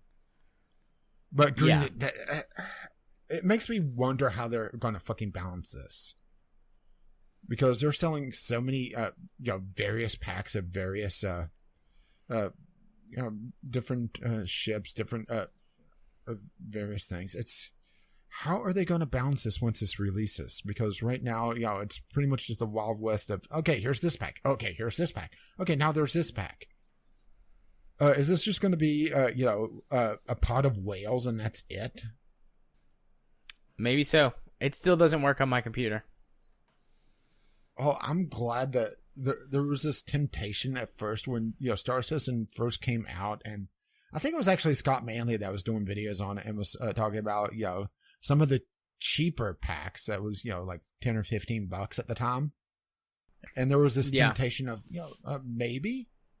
But I just didn't have the spare money at the time. I didn't want to, put it towards a game that's still years and years and years off, and now still years and years off, even, like 3 or 4 years now?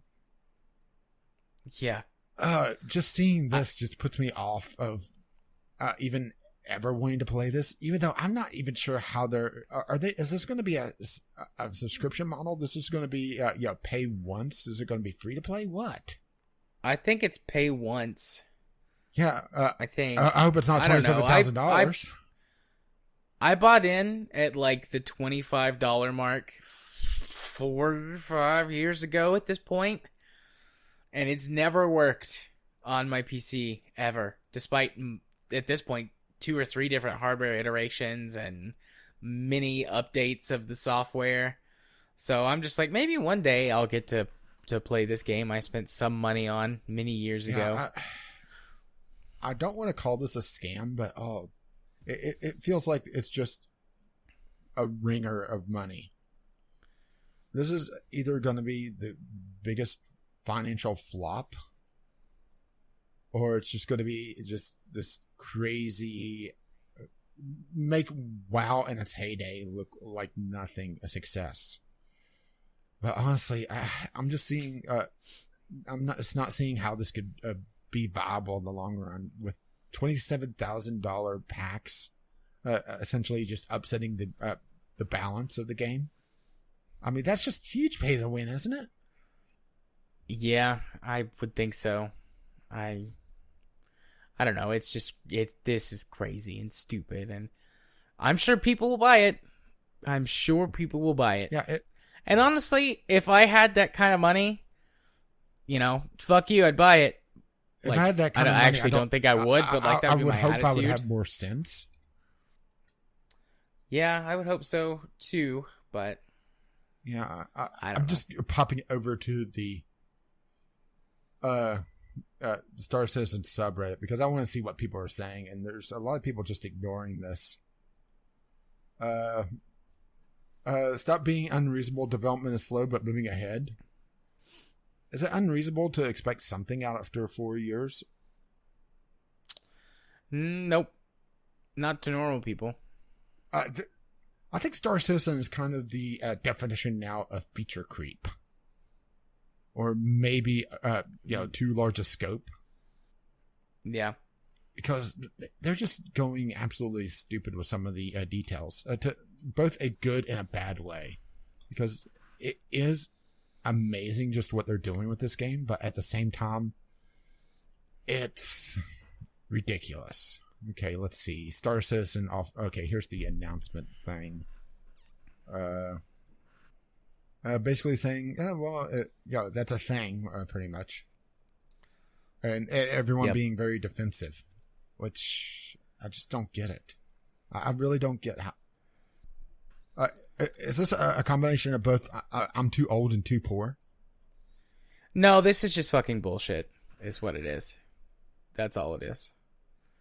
they're doing it because they can, and they're going to get away with it because it's Star Citizen. They're Star Citizen. All right. Well, I have to go to bed soon, so let's roll on. I'm good. Whenever Star Citizen releases, there's going to be a lot of shrine for her, I think, on my part. Just watching the whales. Okay. So, tweets. We had Kyle tweet. Let me scroll down.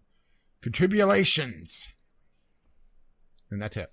Yay. If you wish to email us, Kyle. VGLpodcast@gmail.com, or tweet us like Kyle did, VGL Podcast on the Twitter. And part of the podcast where you go first, since we're skipping Discovery Queue. Indeed. I have things on YouTube, Gaming Psychologist, Twitter, @JMA4707, on Twitch, twitch.tv/jarthur4707, and you can be my friend on Steam. My username is jarthur4707. Well, that's the fastest you ever went through that. And I'm going to have to take a nap at work tomorrow somehow. I might have to suck it up and sleep on the floor. Sorry. And if you wish to want to know exactly what episode of the podcast you're coming from, the password for this week is hernia. What I'm trying to avoid, a hernia. Indeed. And my channel is in basically low power standby mode with just RimWorld, and I'm going to try to get a Sunday sampler done, just a bit of a talkie bit, because my backup game, I played it a bit, and it sucked. It was a little simple platformer that just handled horribly. It looked nice, and that was about it. It was pretty, but I just couldn't stomach playing it enough to be able to even give a decent opinion on it outside of this control scheme sucks. It's too floaty, and it's too imprecise to be as precise a platformer as it wants to be. So, RimWorld on Gaming with Caffeine Rage, or you could see me tweet, probably rather boredly, from the new apartment via mobile on Gaming with a CR. And if you wish to catch the RSS feed, VGLpodcast.podbean.com. And we're on iTunes, Google Play, Stitcher, which is also paid for by our Patreon. Patreon.com/VGLpodcast, which pays for this absolute madness. Or you can just email us, VGLpodcast@gmail.com, or tweet us, VGLpodcast, on Twitter with your letters, voicemails, gaming-related topics, questions, random comments, or vague threats for talking about Battletech for 3 fucking hours. Our intro and outro music is On the Ground by Kevin McLeod, and find his work at incompetech.com. And as always, as his lovely music starts to roll across my and your voice. snores. Bye now. See you next time.